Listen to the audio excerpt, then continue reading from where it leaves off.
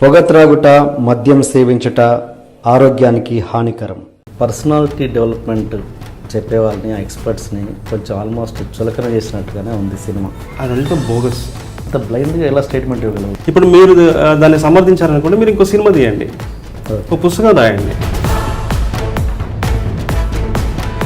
Cinema చూసిన తర్వాత suppose youth ఎవరైనా కూడా ఓహో లక్ష్యం లేకున్నా ప్రాబ్లం లేదు అని చెప్పేసి ఏదైతే అది హ్యాపీగా ఉంటుందని సోమరిపోతుల్లా తయారైతే వాళ్ళకి మీరు ఇచ్చే ఆన్సర్ ఏంటి? అసలు లక్ష్యం లేకున్నా పర్వాలేదు అనేది నేను ఎక్కడ చెప్పలేదు.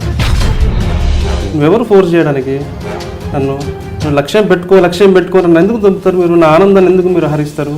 బడ్జెట్ తక్కువలో రకరకాల పరిస్థితుల్లో చేసిన సినిమా కదా, అలాంటి దానికి పరభాష ఆర్టిస్ట్ని ఎందుకు తీసుకోవాల్సి వచ్చింది? ఇక్కడే లోకల్లో ఎందుకు ట్రై చేయలేదు? ఇప్పుడు నేను cinema next Telangana based cinema చేస్తున్నా, మీరు తీసుకురండి, నేను పెట్టుకుంటే ఇమీడియట్లీ. ఒక్క విషయం చెప్పవేను, టైం తీసుకొని చెప్తాను. ఫస్ట్ సినిమాకి రజనీకాంత్ క్లాప్ కొట్టారని విన్నాను. సాయంత్రం ఇన్స్టిట్యూట్ దగ్గర ఎవరో నలుగురు కూర్చొని మాట్లాడుకుంటున్నాం. వేరే ఫ్రెండ్ చారి అని ఒక అతను ఉంటాడు అనమాట. అతను తీసుకొచ్చి అతను డైరెక్టర్ ఇలా కొత్త వాళ్ళతో చేద్దాం అనుకుంటున్నాడంట, నువ్వు చేసే అన్నాడు. వీళ్ళు జోకులు వేస్తున్నారా, కామెడీ చేస్తున్నారు అనుకున్నా. రేపు పొద్దున్నే వచ్చేసి అమ్మ RFCలో ఓపెనింగ్ అన్నారు. రజనీకాంత్ వస్తున్నాడు ఓపెనింగ్ అంటే ఏదో చెప్తున్నారులే అనుకున్నాను. ఎవరికి కూడా చెప్పలేదు. నేను రోహిత్ వెళ్ళాం అంతే. రోహిత్ గారితో పాటు మేము ఇద్దరం వెళ్ళాం అన్నమాట. వెళ్ళి కూర్చుంటే ఒక్కడ లేడు అక్కడ.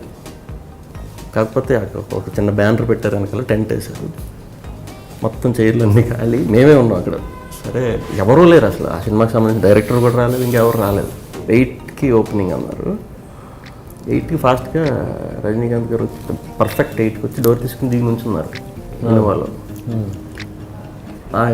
అర్థం అవ్వలేదు, వెళ్ళి కలవకూడదో కూడా అర్థం అవ్వలేదు. వెంటనే వెళ్ళి వెనక్కి వెళ్ళి స్టేజ్ వెనక్కి అది దాని వెనక్కి వెళ్ళి కాలుకున్నాను నేను.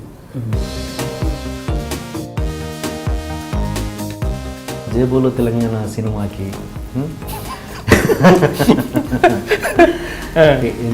చెప్తే నాకు ఒక జోక్ గుర్తొచ్చింది. చెప్పు. ప్రశ్న బిఫోరే చెప్పాలి. బిఫోర్ ఫస్ట్ విష్ణు గారికి కథ చెప్పా, ఫస్ట్ లైన్ చెప్పా, లైన్ చెప్పి తర్వాత ఈ సినిమా రిలీజ్ ముందు ఒక 10 days బ్యాక్ నాన్నగారు చనిపోయారు. వెళ్ళేసరికి నైట్ 10:30 అయింది. ఆయన ఏం మాట్లాడట్లేదు, కళ్ళు ఇట్లా పైకి ఇట్లా వేస్తారు కదా, అంటే బిఫోర్ డెత్, నోరు అలా ఉంది. నేను వెళ్ళి దగ్గరికి వెళ్ళాను. మా చిన్నక్క తను హృదయం ఎంత తపిస్తే బ్రతుకు విలువ తెలిసింది, గుండెనెంత మధిస్తే కన్నీటి విలువ తెలిసింది.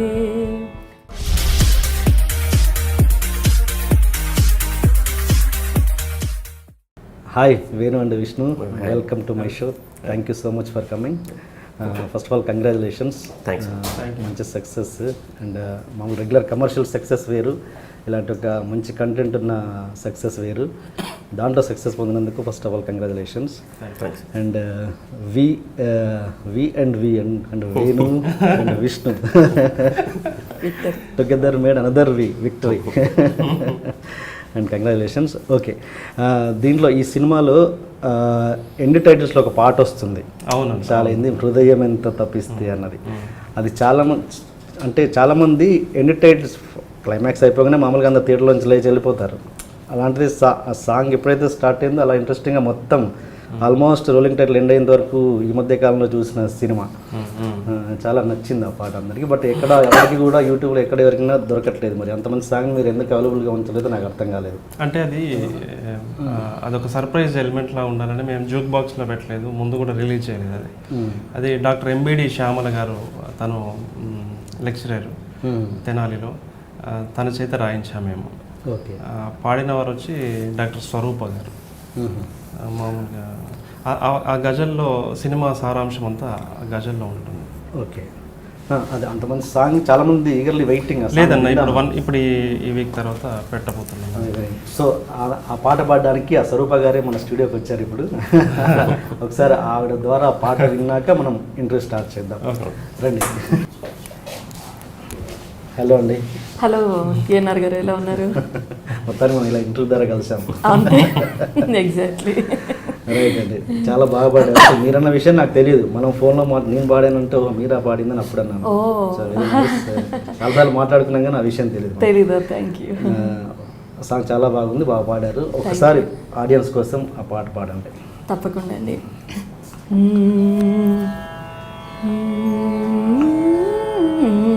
హృదయమెంత తపిస్తే బ్రతుకు విలువ తెలిసింది, గుండెనెంత మధిస్తే కన్నీటి విలువ తెలిసింది.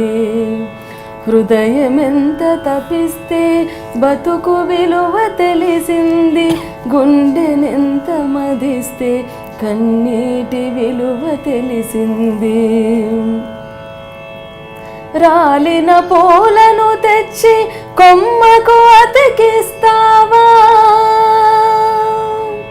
రాలిన పూలను తెచ్చి కొమ్మకు అతికిస్తావా, మనిషి దూరమయ్యాక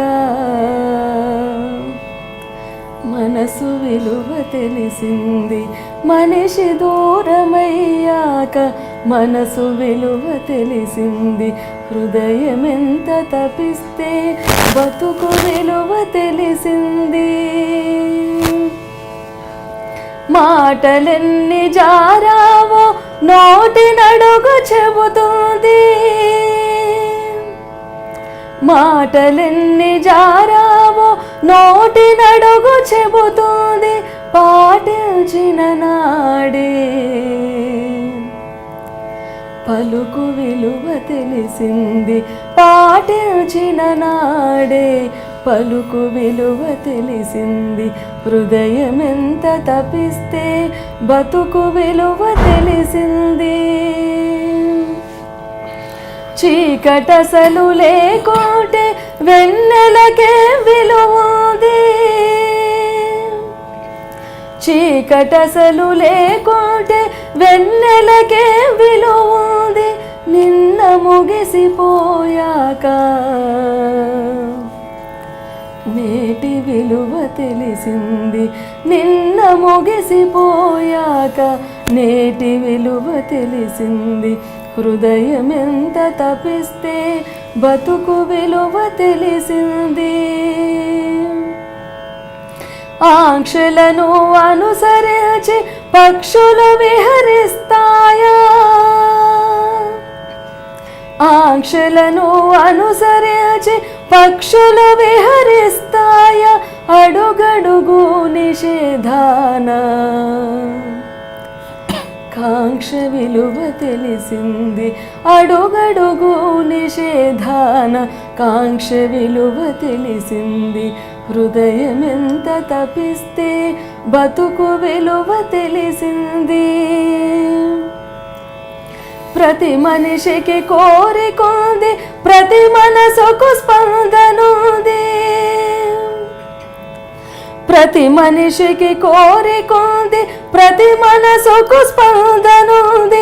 అనుభూతులు కొలిస్తే మమత విలువ తెలిసింది.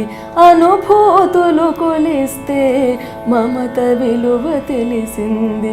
హృదయమెంత తపిస్తే బతుకు విలువ తెలిసింది. గుండెనెంత మధిస్తే కన్నీటి విలువ తెలిసింది. హృదయమెంత తపిస్తే బతుకు విలువ తెలిసింది.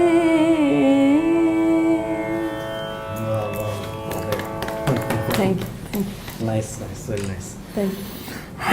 థ్యాంక్ యూ సో మచ్ అండి. ఏంటి మరి ఈ పాట వచ్చాక వేరే ఆఫర్స్ ఏమైనా వచ్చాయా? ఇంతవరకు లేదండి. జస్ట్ అంటే చాలా అంటే ఎంజాయ్ చేస్తున్నాను. ఎఫ్బీలో అందరూ పెడతా ఉన్నారు సాంగ్ చాలా బాగుందని చెప్పేసి. అంటే గజల్స్ ఎప్పుడు స్టేజ్ పైన పాడడమే తప్ప సినిమాలో అనేది ఫస్ట్ వేణు గారు ఇంట్రడ్యూస్ చేశారు. తీసుకెళ్ళి చివర్లో పడేసారు, ఎక్కడ తెలుస్తుంది తెలియదు. కానీ ఆ చివర్లో ఉండడం వల్లే పాట బాగుందని చాలా మంది కామెంట్స్ చేశారు. అంటే చివరి అవైలబుల్ లేదు కదా, చాలా మందికి చూడని వాళ్ళకి తెలియదు ఈ పాట కోసం.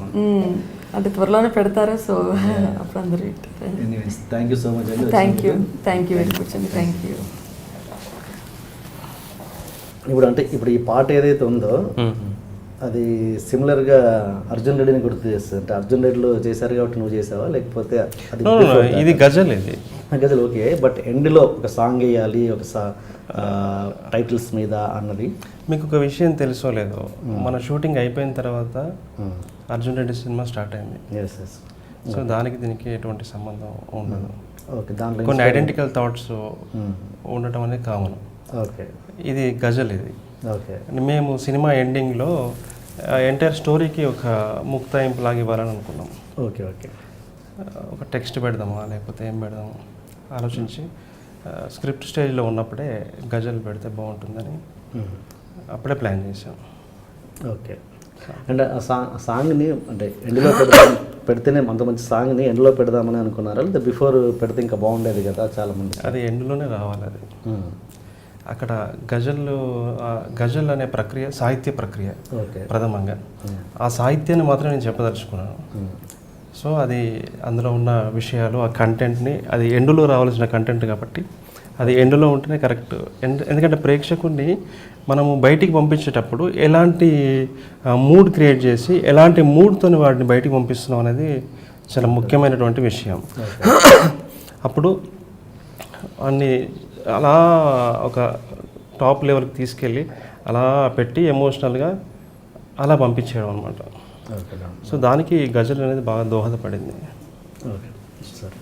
అండ్ ఇప్పుడు ఇది ఆల్రెడీ సెకండ్ వీక్లో ఎంటర్ అయిపోయింది, నిన్న రంగస్థలం రిలీజ్ అయింది. మరి ఏంటి ఇప్పుడు మళ్ళీ జనాలు నీది నాదొకే కథకు వచ్చే పరిస్థితిలో ఉన్నారా, ఏమన్నా ప్రాబ్లం వస్తుందా, ఎలాంటి పరిస్థితులు ఉన్నాయి ఇప్పుడు? యాక్చువల్లీ అయితే అంత ఇంక వేరే ఫిలిం కూడా లేదు కాబట్టి ఆల్టర్నేట్ రంగస్థలం లాంటి పెద్ద సినిమా వచ్చినప్పుడు ఏమవుతుందంటే చాలామంది థియేటర్కి ఎగబడతారు. అందరికీ టికెట్లు దొరకవు. అవును, అందరికీ టికెట్లు దొరకనప్పుడు అరే దొరకలేదురా అనుకున్న టైంలో ఇంకో మంచి సినిమా ఉందంట దానికి వెళ్దాం అని చెప్పి మన దానికి వస్తున్నారు. అలాగే ఆ వైజ్ వెరీ హ్యాపీ. అండ్ చాలా బాగుందని రంగస్థలం చాలా బాగుందని కూడా అందరూ అంటున్నారు. Very happy. అది డిఫరెంట్ ఫిలిం. స్లోగా ఇలాగ అన్ని డిఫరెంట్ ఫిలిమ్స్ అలా వర్కౌట్ అవుతుంటే చాలా హ్యాపీగా ఉంది. సో ఈ సమ్మర్ డిఫరెంట్ ఫిలిమ్స్ మా దాంతో స్టార్ట్ అయింది. ఇమీడియట్ వీక్ రంగస్థలం, నెక్స్ట్ వీక్ అలా ఇంకా ప్రతి వీక్ వరుసగా హిట్లు పడిపోతూ ఉంటే చాలా బాగుంటుంది. చాలా ఓకే. విష్ణు నా దాంట్లో చాలామంది కంప్లైంట్, విష్ణు ఏంటి అసలు ఇంటర్వ్యూలో ఏమి మాట్లాడు, చాలా ముభావంగా ఉంటాడు. అట్లీస్ట్ నా ఇంటర్వ్యూలో అన్నా చూస్తాను, ట్రై. అందుకని కొంచెం కొత్తగా ఉండడానికి ఫస్ట్ ఆఫ్ ఆల్ విష్ణుతో ఒక జోక్ చెప్పిద్దాం. జోక్ అంటే పొద్దున్న లేచి ఇలా ఇంటర్వ్యూకి రావడం నాకు జోక్. అదే పొద్దున్న లేవడం కొంచెం కష్టం నాకు. అది లేచి ఇప్పుడు ఇంటర్వ్యూ అంటే ఫస్ట్ లైక్స్ మొహం చూసుకుని ఇంటర్వ్యూ అనేసరి నవ్వుకున్నాను నేను. ఇంత పొద్దున్న కాదు, ఈ ఇంటర్వ్యూలో నేను ఉండడం ఇంకా పెద్ద జోక్. మరి నేను మధ్యాహ్నం పెట్టుకున్నా అంటే వచ్చే ఒక ఒప్పుకునేవాడిని కదా నేను. జోక్గానే తీసుకోండి. సినిమా పంచులు నాకు పంచులు రావన్నా, లేదంటే అది ఇప్పుడు మీరు అన్ని చూసారు కదా, సినిమా డైలాగ్ చూసారు కదా, ఎక్కడైనా యతి ప్రాసలు రెగ్యులర్ డైలాగ్ లో ఉండే లిరిసిజం. నీ అభిప్రాయం ఏంటి సినిమా డైలాగ్స్ పంచ్ మీద? నాకు పంచులు నేను ఎంజాయ్ చేస్తాను, ఐ రెస్పెక్ట్. మనకు రాదు అంతే, రాదు. నాకు వేరే వచ్చు. ఇది కాకుండా నాకు వేరే వచ్చు, నాకు వచ్చింది నేను చెప్తున్నా. పొయిటిక్ అది ఏది ఎలా అయినా డిఫైన్ చేసుకోవచ్చు. ఓకే. జోక్. ఓకే, జోక్ అంటే జోక్ పర్టికులర్గా ఇలా జోక్ ఉండాలి ఇలా అది పెద్ద నాకు తెలియదు నిజంగానే. కాకపోతే నేను ఆ సందర్భంలో మాట్లాడే మాటలు బట్టే సరదాగా ఫన్నీగా మారుతూ ఉంటాయి.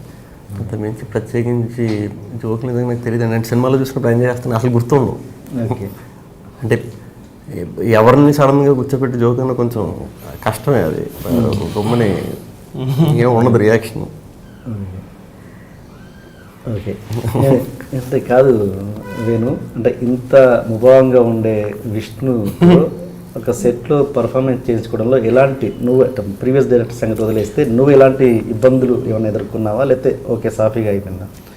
లేదన్న, యాక్చువల్లీ మేము ఒక 2-3 ఇయర్స్గా మేము ట్రావెల్ చేస్తున్నాము. షూటింగ్ స్టార్ట్ అవ్వక ముందుకు ఒక 2 years ట్రావెల్ ఉంది మా మధ్యలో, ఆ జర్నీ ఉంది. సో ఆ ప్రాసెస్లో బాగా క్లోజ్ ఫ్రెండ్స్ అయ్యాము మేము. మేము ఫస్ట్ మాకు ఆర్ఎన్ మీడియా కాదు మా ప్రొడ్యూసర్స్, మేమిద్దరం కలిసాము. నా మీద తనకు నమ్మకం ఉంది, తన మీద నాకు నమ్మకం ఉంది. ప్రొడ్యూసర్ దగ్గర తిరిగాము చాలామంది దగ్గరికి. ఆ తిరిగే ప్రాసెస్లో ఎవ్రీడే జూబ్లీహిల్స్ రోడ్ నెంబర్ 10 టెస్టార్ వస్తాలో జీవితకాలం అంతా గడిచిపోయింది. 2 సంవత్సరాలు అందులోనే. పొద్దున వెళ్తే డిన్నర్ లంచ్ కూడా అక్కడ అయిపోయేది, లంచ్ డిన్నర్ కూడా ఒక్కోసారి. హోటల్ బిల్ అంతా విష్ణు ఎంత మరి ఆఫీస్ దగ్గరే ఉంటాయి. అంటే ఫిక్స్ కాలేదు ఎవరు? లేదు, మాకు చాలామంది దగ్గరికి వెళ్ళాము. రేపు అంటారు, మాపు అంటారు, ఒక 2 నెలలు ఇదంతా ఏదో జరిగింది. మీకు తెలిసిన విషయం కదా, సినిమా ఇండస్ట్రీలో ఇవన్నీ అందరి డెబ్యూ డైరెక్టర్స్కి ఉండే ప్రాబ్లమ్స్. సో అంటే రేపు ఎల్లుండి అడ్వాన్సు, రేపు స్టార్ట్ అవుతుందని ఒకతను, అట్లా ఆగిపోయినాయి అన్నీ కూడా. సో ఆ ప్రాసెస్లో మేము బాగా క్లోజ్ అవ్వటం, ఈ క్యారెక్టర్ని తను బాగా అర్థం చేసుకోవడం, ఈ కథని బాగా అర్థం చేసుకోవడం, తన బ్లడ్లో ఇంకిపోయింది. సో షూటింగ్ ఎప్పుడు కూడా నేను ప్రత్యేకంగా ఇలా చేసి చూపించు, అలా చేసి చూపించు అని నేను ఎప్పుడు ఆయనతో రిహార్సల్ చేయించింది కానీ నేను చేసి చూపెట్టడం కానీ ఎప్పుడు జరగలేదు. అంత సింక్ మాకు ఉండేదన్నమాట. సో ఎప్పుడు కూడా మేము షూటింగ్ ప్రాసెస్ అంతా కూడా ఏదో టేక్ల మీద టేక్లు అట్లా ఉండదు. జస్ట్ లైక్ బిహేవ్ చేస్తున్నట్టుగానే ఫాదరు సన్ను వాళ్ళందరినీ సెట్ చేసి పెట్టేవాడిని నేను అంతే. ఇది సీన్ 3, ఇది ఇలా ఉండాలి, ఇలా చేయాలి అని. సో ఆయనకి ఏంటంటే 1 టేక్ 2 టేక్లు అంతే, ఫినిష్ అంతే. 3వ టేక్ మనం చెప్పినా రాదు, అది అసలు రాదనమాట. అంటే తనకు రాదు అది. సో అట్లా నాకు చాలా సులువుగా, చాలా అవలీలగా అయిపోయింది.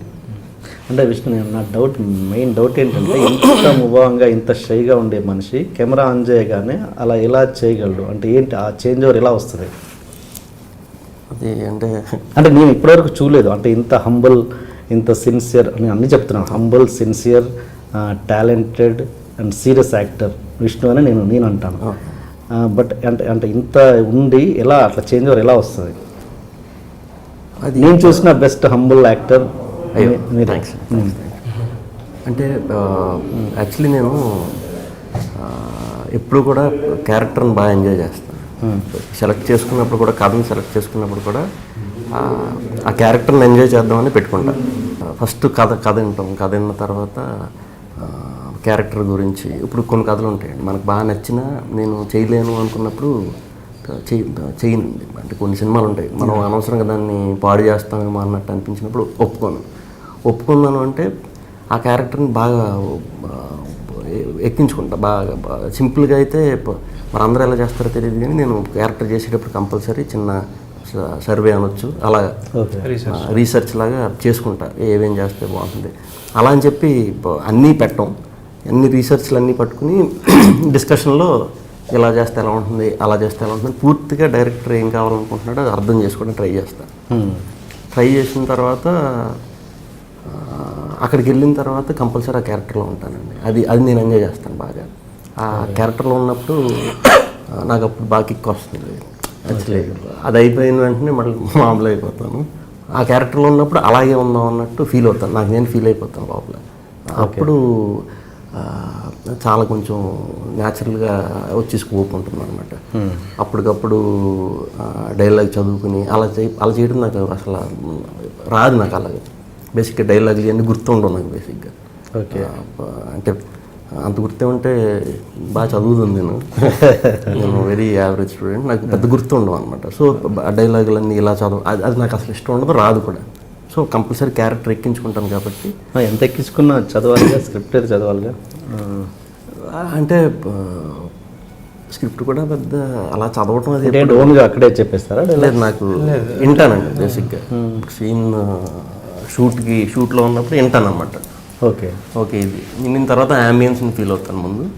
నాది మ్యాక్సిమం కూడా మీరు యాక్టింగ్ అన్న నేను రియాక్షనే ఎక్కువ, ఎప్పుడు కూడా రియాక్షన్ నాకు ఇష్టం బాగా. సో చుట్టూ ఉన్న ఆర్టిస్టులు బట్టే ఆ రియాక్షన్స్ వస్తాయి ఎప్పుడు కూడా. వాళ్ళు ఎలా చేస్తారు, ఏం చేస్తున్నారు అది చూసుకుంటాను ముందు. ఓకే, వాళ్ళు చెప్పేదానికి ఇచ్చే రియాక్షన్కే మంచి ఇది వస్తుంది ఎప్పుడు కూడా. సో ఆ క్యారెక్టర్ని ఫీల్ అవ్వాలంటే చుట్టూ ఉన్న ఎన్విరాన్మెంట్ చాలా ఇంపార్టెంట్, లొకేషన్ ఇంపార్టెంట్, ఎవరైతే క్యారెక్టర్లు చేస్తున్నారో అది ఇంపార్టెంట్. వాళ్ళకి తగ్గట్టే మనం బ్యాలెన్స్ చేస్తూ చేయాలి కంపల్సరీ. ఎందుకంటే ఎగ్జాంపుల్ నీది నాకు తీసుకుంటే కంపల్సరీ మనం చాలా న్యాచురల్గా తీద్దామని రియలిస్టిక్గా తీద్దామని ముందు ఫిక్స్ చేయాలి ఈయన. మాకు చెప్పినప్పుడు అదే చేశారు, ఎలా చేయాలన్నప్పుడు కూడా అదే చేశారు, ఒక థియరీలాగా చేశారు అది. ఓకే. సో సింపుల్ అయిపోయింది మాకు. సో ఆ క్యారెక్టర్ ఎంజాయ్ చేయడానికే నేను ఎక్కువ ఇష్టపడతాను కాబట్టి కెమెరా ఆన్ చేసిన వెంటనే కొంచెం ఆ క్యారెక్టర్లోకి వెళ్తాను. మళ్ళీ 2-3 టేక్, ఇప్పుడు ఈయన అన్నట్టు 3-4 టేక్లు అంటే మళ్ళీ టెన్షన్ వచ్చేస్తుంది నాకు. కంప్లీట్ ఎక్కడో ఏదో తప్పింది అన్నట్టు కంగారు అయిపోతాను. మ్యాక్సిమం 1-2లోనే మేము ఫినిష్ చేసేస్తాం. Okay okay. అంటే మామూలుగా ఉన్న ఆర్టిస్టులతోటి ట్రావెల్ అవుతారా? సపోజ్ ఇప్పుడు ఫాదర్ ఉన్నారు, దేవి ప్రసాద్ గారు ఉన్నారు, ఆయనతో పర్సనల్ అంటే ఆఫ్ ద స్క్రీన్ ట్రావెల్ అవుతారా? అంటే వాళ్ళ కంఫర్ట్. ఎప్పుడు కూడా నేను పెద్ద ఆర్టిస్టులు ఎవరైనా ఉంటే మార్నింగ్ వెళ్ళి విష్ చేసి పక్క కూర్చుంటాను. కొత్త వాళ్ళు ఎవరైనా ఉంటే ఏమన్నా అడిగితే చెప్తాను. అంటే ఒక సీన్ చేసేటప్పుడు ముందు తర్వాత సెట్లో ఎక్కువ ఆర్టిస్టులు ఖాళీ ఉంటుందండి, చాలా ఖాళీగా ఉంటారు ఎక్కువ మ్యాక్సిమం టైం. వర్క్లోనే ఉంటాం కానీ షార్ట్ డివిజన్ చేసుకోవడానికి లైటింగ్ కాను ఒక్కోసారి టైం పడతాం.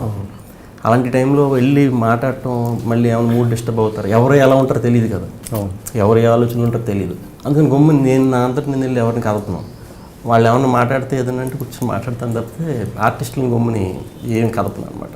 కాకపోతే చేసే ముందు ఫస్ట్ రోజే నేను చెప్పేస్తాను, ఎవరిని కొత్త వాళ్ళతో చేసినా ఎవరితో చేసినా బాగా మీకు ఎలా అంటే అలా ఫీల్ అవ్వండి, బాగా ఫ్రీ అయిపోండి. మీరు ఎంత ఫ్రీగా అయితే నాకు అంత బాగుంటుంది. నేను ఒకవేళ ఏమైనా తప్పు చేసినా ఏమైనా చేసినా కూడా మీకు ఏమనిపిందో చెప్పండి అవుతుంది. ఎందుకంటే ఇది మనం అందరం కలిసి చేసుకునేది. మీకు ఏం తప్పు అనిపించినా నా దాంట్లో మీకు ఓపెన్గా చెప్పేయండి. అది చేస్తామో చేయమో తర్వాత చూసుకుందాం, మీరు ఓపెన్గా చెప్పండి ముందే చెప్తా. Okay okay. సో ఆ కంఫర్ట్ ఉంటే నాకు చాలా కంఫర్ట్ ఉంటుంది. నా కంఫర్ట్ కోసం యాక్చువల్లీ చెప్పేది అలాగా. ఇప్పుడు మామూలుగా అంటే ఓకే అందరితో ఇలాగ ఉంటే ఇంకా అమ్మాయిలు అనేసరికి ఇంకా షైగా ఫీల్ అయ్యే ఇది ఉందిగా. ఇప్పుడు సపోజ్ సిస్టర్ క్యారెక్టర్ తనతో అంత జోవెల్గా ఉంటేనే కదా అది వచ్చేది. నేను అసలు షర్ట్లో సిస్టర్తో ఎప్పుడు మాట్లాడలేదు. మరి అదే అంటాను, అలా లేకుండా ఇలా ఎక్కించుకున్నట్టు ఎలా అవుద్దా క్యారెక్టర్? ఎప్పుడు మాట్లాడలేదు. ఆ అమ్మాయి ఎలా ఉందో అలా ఉండటం అంతే. నేను మా సిస్టర్తో ఎలా ఫీల్ అవుతానో అలా ఫీలే చేసేసాను. నేను ఫస్ట్ టైం అంటే అది ప్లస్ కాదనుకుంటారా మైనస్? అంటే అది మీకు చేత కాకుండా అది కలిస్తే ఇంకా ప్లస్ అవుద్ది కదా, ముందే జోవియల్గా. లేదండి, కలిస్తే ఏం ప్లస్, కలిస్తే ఇంకా టైం వేస్ట్ అవుతుంది తప్పితే పెద్ద పనే ఉండదు. ముందుకు వెళ్ళడం అంటే నేను అది అట్లీస్ట్ వాళ్ళ పరిచయం వాళ్ళ క్లోజ్నెస్ ఇంకా బాగా చేస్తారు కదా, ఇన్వాల్వ్ అవుతారు. అవును, యాక్చువల్లీ నేను ఇలా కూర్చున్నా వచ్చి కలుపుతూ ఉండేది ఆమె, యాజ్ ఇట్ ఈస్ సిస్టర్ లాగే. ఆ అమ్మాయి అంత ఉన్నప్పుడు మనం ఏం ఇంక మాట్లాడక్కర్లేదు, అవసరం లేదు. Okay okay. ఆమె కూడా చాలా బాగా చేసేది. చెప్పింది. ఆమెను ఎక్కడ తీసుకొచ్చారు? కొత్త ఆవిడని మేము అందరినీ కొత్త వాళ్ళని మేము స్క్రీన్ టెస్ట్ చేసాము. అంటే ఎక్కడ కనపడద్దు, ఎక్కడ ఓవర్ ఎక్స్పోజ్ అయి ఉన్న హీరోయిన్ సిస్టర్నే. ఆ అమ్మాయి ఏదో కొత్త ఏదో ఒక సినిమాలో ముకుంద సినిమాలో చిన్న పాత్ర చేసిందంట. వాళ్ళు కాలేజెస్కి వెళ్ళి టాలెంట్ సర్చ్లో వెతికి పట్టుకున్నారు ఆ పిల్లని. ఓకే. సో మనకి ఒక ఫోటో వచ్చింది, బాగుంది అనిపించింది, వీడియో బాగుంది, మనకి ఏదైతే కావాలనుకుంటున్నామో ఒక యాటిట్యూడ్ ఉంది, పిలిపించాము. సో టీత్ క్లిప్ ఉంటుంది ఆమెకి. ఫస్ట్ మా ప్రొడ్యూసర్స్ అదే క్లిప్ ఉంది కదా ఏమైనా ఎలా ఓకే చేశారు, చాలా ప్రామినెంట్ క్యారెక్టర్ కదా అని. సో ఆమె క్లిప్ ఉంది కాబట్టి ఓకే చేసాం. ఓకే. యాక్టింగ్ రాదు కాబట్టి ఓకే చేసాం. మేము ఫస్ట్ మా డైరెక్షన్ డిపార్ట్మెంట్ వాళ్ళు కొంతమంది సెలెక్ట్ చేశారు, అందులో అద్భుతమైనటువంటి నటులు ఉన్నారు. నేను మా ప్రొడ్యూసర్స్ అందరూ తీసుకొని చూసాం, మంచి మంచి ఆర్టిస్టులు ఉన్నారు. ఎవరైతే బాగా యాక్ట్ చేశారో ఫస్ట్ వాళ్ళని తీసేసాం. తీసి ఎవరైతే తక్కువ యాక్టింగ్ చేశారో అంటే లైక్ బిహేవియర్ లాగా చేశారో వాళ్ళని మాత్రమే ఫైనల్ చేసాం. ఏంటి దాని లాజిక్ ఏంటంటే యాక్టింగ్ వస్తే వేరేలా ఉంటుంది. అంటే ఇప్పుడు మనం ఇది ఒక సినిమా చేస్తున్నాము, సినిమాలో నా పాత్ర ఇది అనే కొన్ని రకాల అవి ఉంటాయి కదా, అవి పెట్టుకొని చేయటం వల్ల ఏంటంటే కొంచెం డ్రామాటిక్గా అనిపించింది. అలాగే ఉంటుంది, డ్రామాటిక్గా ఉంటుంది. సో యాక్టింగ్ రాకుండా కొంత ఇమెచ్యూరిటీ ఉంటుంది కదా, అందులో ఉండే బ్యూటీ నాకు కావాలి. దానికోసం అని చెప్పేసి వాళ్ళతో చేయించడం జరిగింది. ఓకే. ఈ సినిమాలో రాహుల్ ద్రవిడ్ యాడ్ లేదని వినడం చూసినప్పుడు లేదు కూడా. అవునండి. ఏంటి రీజన్ ఏంటి నాకు అర్థం కాదు. మామూలుగా అందులో మన దాంట్లో క్లీన్ యూ సర్టిఫికేట్ అన్నది, ఇందులో సిగరెట్ తాగినట్టు కానీ సిగరెట్ పట్టుకున్నట్టు కానీ మందు తాగినట్టు కానీ అట్లీస్ట్ ఎక్కడన్నా బ్యాక్గ్రౌండ్లో కనిపించినట్టు కానీ ఎక్కడ ఉండదు. 2 గంటల 1 నిమిషం సినిమాలో ఎక్కడ లేనప్పుడు మనం ఎందుకు వేయాలి? మనం ఏమి దాన్ని ఎంకరేజ్ చేయట్లేదు కదా, ఓకే, ఎంకరేజ్ చేయట్లేదు కదా. సో ఎందుకు వేయాలి అనే దాని మీద అది వాళ్ళ రూల్స్ అండ్ రెగ్యులేషన్స్లోనే ఉంది, ఉంది సెన్సార్. అట్లా అంటే ఆ సినిమాలో ఏం లేకపోతే అది వేయాల్సిన అవసరం లేదు, హెచ్చరించాల్సిన అవసరం లేదు. అవునా? లేనప్పుడు హెచ్చరించాలి. అట్లా వచ్చిన సినిమాలు ఉన్నాయా? రాహుల్ ద్రవిడ్ యాడ్ లేకుండా స్పైడర్ ఒకటి వచ్చిందండి తర్వాత. ఓకే, ఒక సినిమా ఏదో వచ్చింది. ఈ సినిమా రిలీజ్ ముందు ఒక 10 days బ్యాక్ నాన్నగారు చనిపోయారు. అవును. అంటే ఆయన అంటే డెఫినెట్గా ఏ కొడుకైనా ఉంటుంది తన సక్సెస్ని నాన్న తల్లిదండ్రులు చూడాలని. ఆ విషయంలో నువ్వు ఎంత సఫర్ అవుతున్నావు? తర్వాత చెప్తాను. నేను కొంచెం ఎమోషనల్ అవుతుంది. కొంచెం అన్ని ప్రశ్నలు అయిపోయిన తర్వాత ఆ ప్రశ్న అడిగింది. అది ఐ కాంట్. నాకు చెప్పవేను ఇంకా అది తర్వాత చెప్తా.